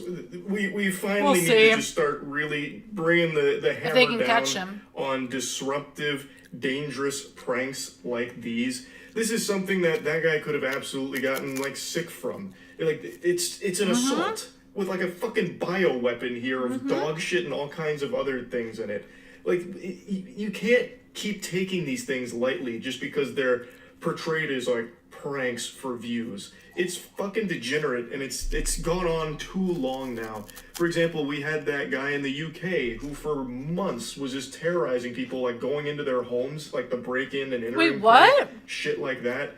And no real serious charges What were the ever fuck? brought up, so it just continued to persist for too long. But anyway, wanted to talk about this douchebag a little bit here, because I'll take any and every opportunity to put my shit in a bucket and throw it at an awful prankster like this.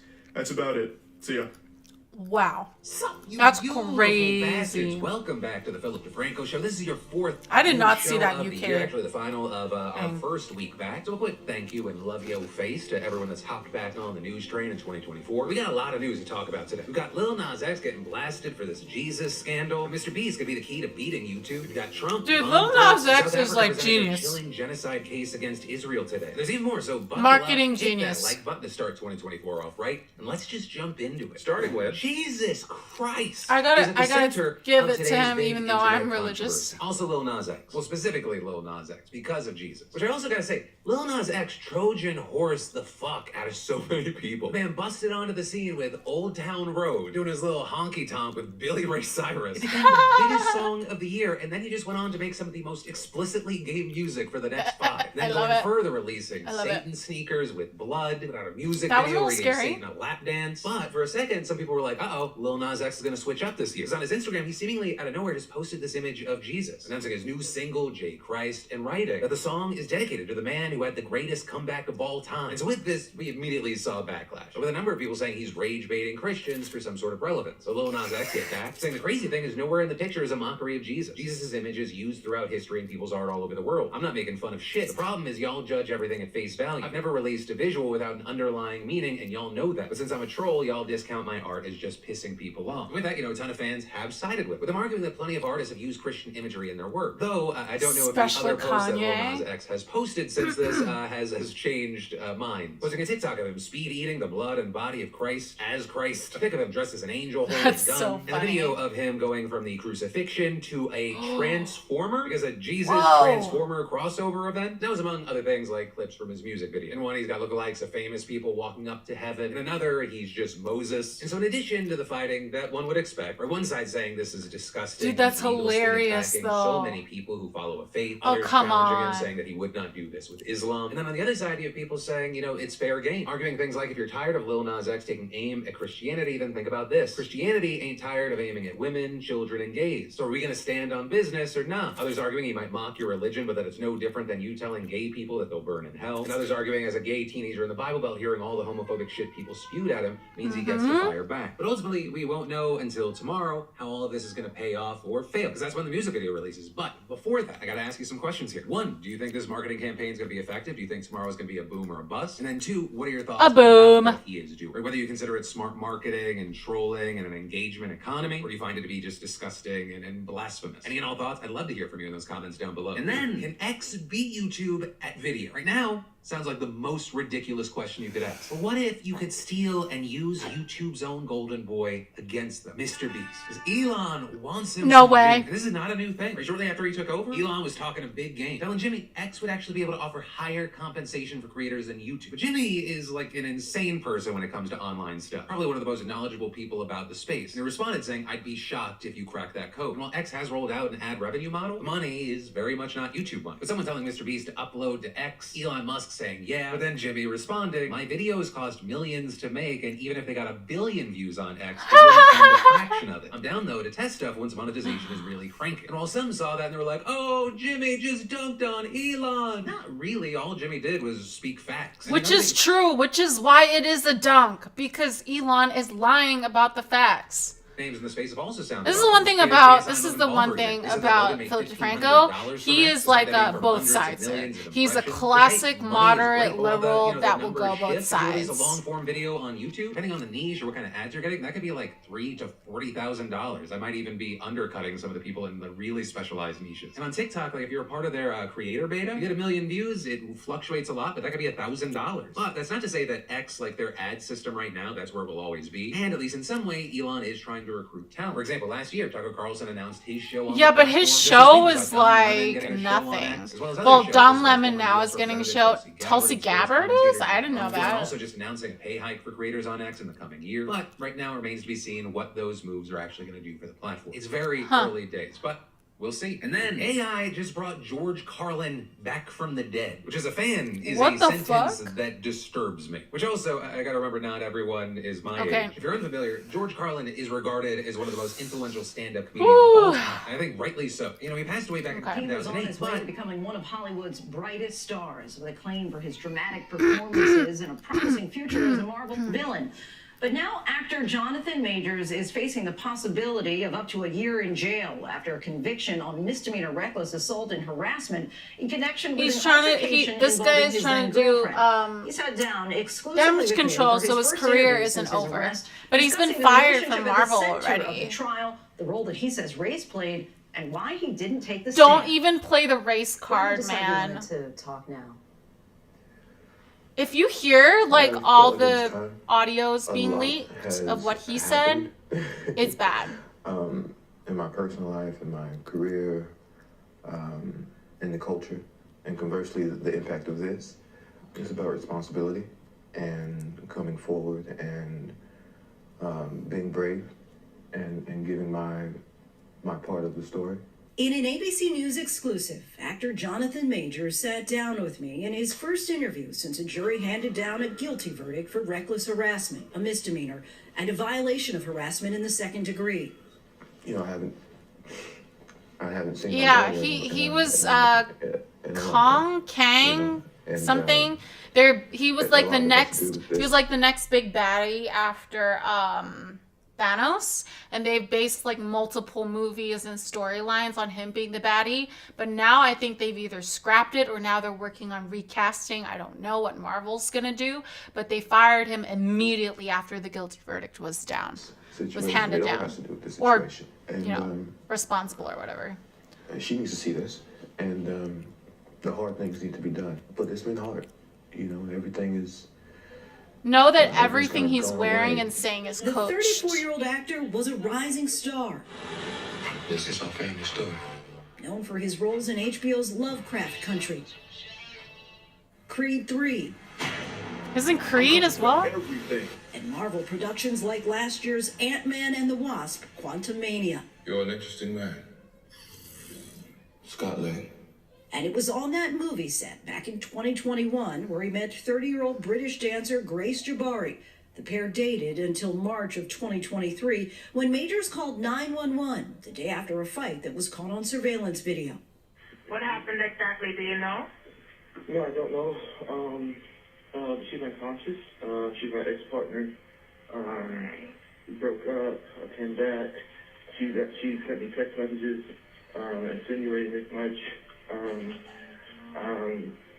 I stayed in a hotel last night. I came home this morning. Police found Jabari on the closet floor of their apartment. Majors was arrested by New York City police, accused by Jabari of assault, strangulation, and harassment, convicted last month, but acquitted of 1 count of assault and 1 count of aggravated harassment, meaning the jury didn't believe he assaulted her intentionally. Your reaction to that? There was also another leaked audio that he was like, you gotta be like Michelle Obama. Something like that. Like, you gotta be classy. You gotta be like, da-da-da-da-da. Like Jay-Z for like a man like me. You gotta be like amazing. Like, it was bad. How is that possible? Based off the evidence, based off the process. It's possible. I saw the evidence. Let alone our evidence. How is that possible? Fame got to his head, After the verdict, in a statement, Jabari's attorney wrote in part, "Justice was finally served today, proving that the truth can prevail even in the face of power.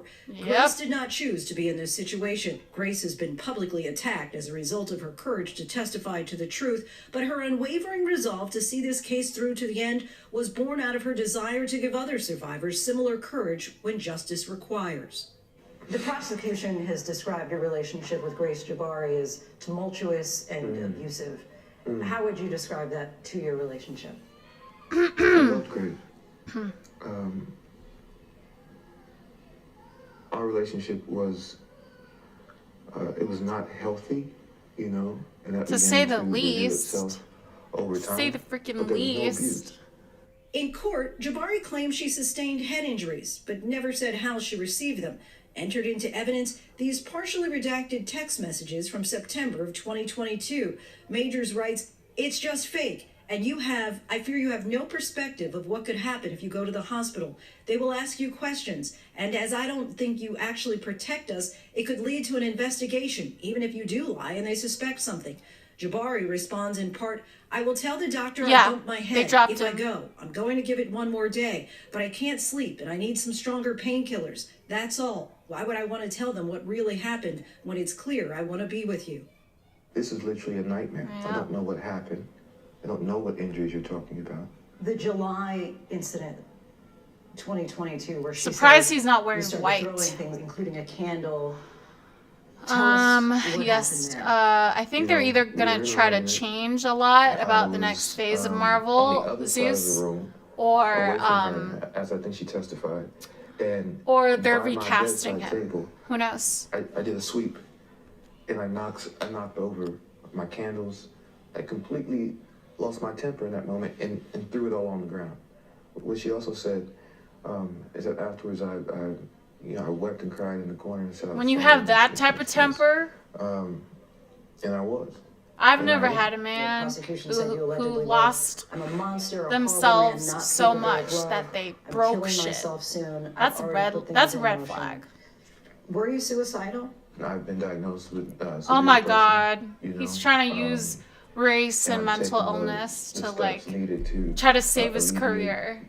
Some of those symptoms, ideations of You don't think she had suicide removing ideations? myself from situations permanently is a thought that I've had. Zeus, I don't know the reasons behind, but in since I was a past they kid. have It all changed came the to main a head in actors. March of last One who year, was like when right Jabari and hand of Majors Tony got Stark. into Yes, a they fight, did. They much of did. it captured on surveillance did. video and used as evidence in But the he was trial. a smaller Jabari role. testified that it all began when Majors He was a received really a big role text because from he's like the another big woman. villain. He says it read, "Oh, how But I wish could to see be somebody kissing else you." playing the same So role. let's go back to March 25th. Like he's for a not moment. so iconic You like and Robert then Downey girlfriend Jr. that Grace he can't be Jabari are in the backseat of a replaced. You know? chauffeured car.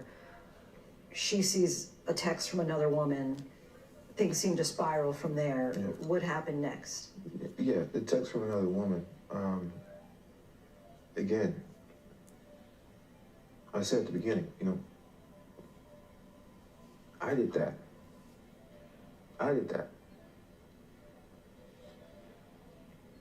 I got to it. I show her, right? It's in my hand. She grabs it. We scuffle for the phone. I pull the phone back. I receive my injuries. I open the door. I step out. And he lifted her Then in one of and the biggest shoved mistakes of her my life. inside. I pick her up. I put her back in the car. He laughed at that. We're trying to get rid of calms. There was only get out. one Walk across the video street. like Escort right across this the street. that was really weird, that she was chasing after The moment we him. get But across then the he street, came back for she her grabs me. too. She goes for the phone. When he saw I her get- I get talking free to of like that. strangers who were trying to help Yeah, her. full blocks. But every video also other shows every Jabari other talking to evidence 3 that I've strangers. seen has She been on testified her they offered to side. get That has her been home. clearly One of the bystanders uncut can on be her seen side. speaking to Majors, who gestures for Jabari to get back into the car. He eventually leaves without her and goes to a hotel for the night. Jabari leaves with the bystanders. She says inside middle finger. Yeah, that did not happen. What happened? Of course he's gonna deny She that. went to grab Like, the come phone. I held on. the phone. Of course he's gonna I pulled the deny phone that. back. She came on top of me.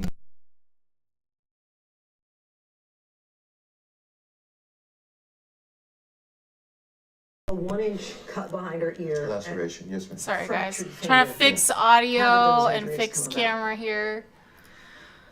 Okay, I can't keep watching this right now because it's really pissing me off what he's saying. Because he's not going to take responsibility for this. So But you're confident you didn't cause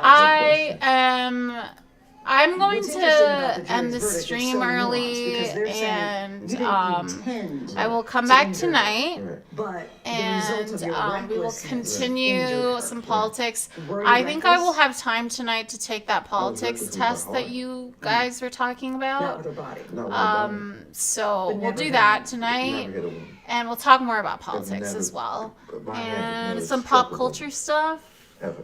When they asked that's the not question, as and annoying Jabari as this. said, Okay? She did everything. Alright, She thanks did nothing. guys. I'm gonna see. It's like Actually, give me one Majors second. claims Jabari attacked him, Give ripping me his coat, one scratching his face and arm. second. These are photos he says are of his Give me injuries, one but were second, deemed one second, inadmissible one in second, court. one My injuries were second. I had a scratch on my hand, from clawing for the phone, and I had a gash on my. At the time, I had a beard. Under my beard, I had essentially One second. on my cheek, from pressure, You chose not to take the witness stand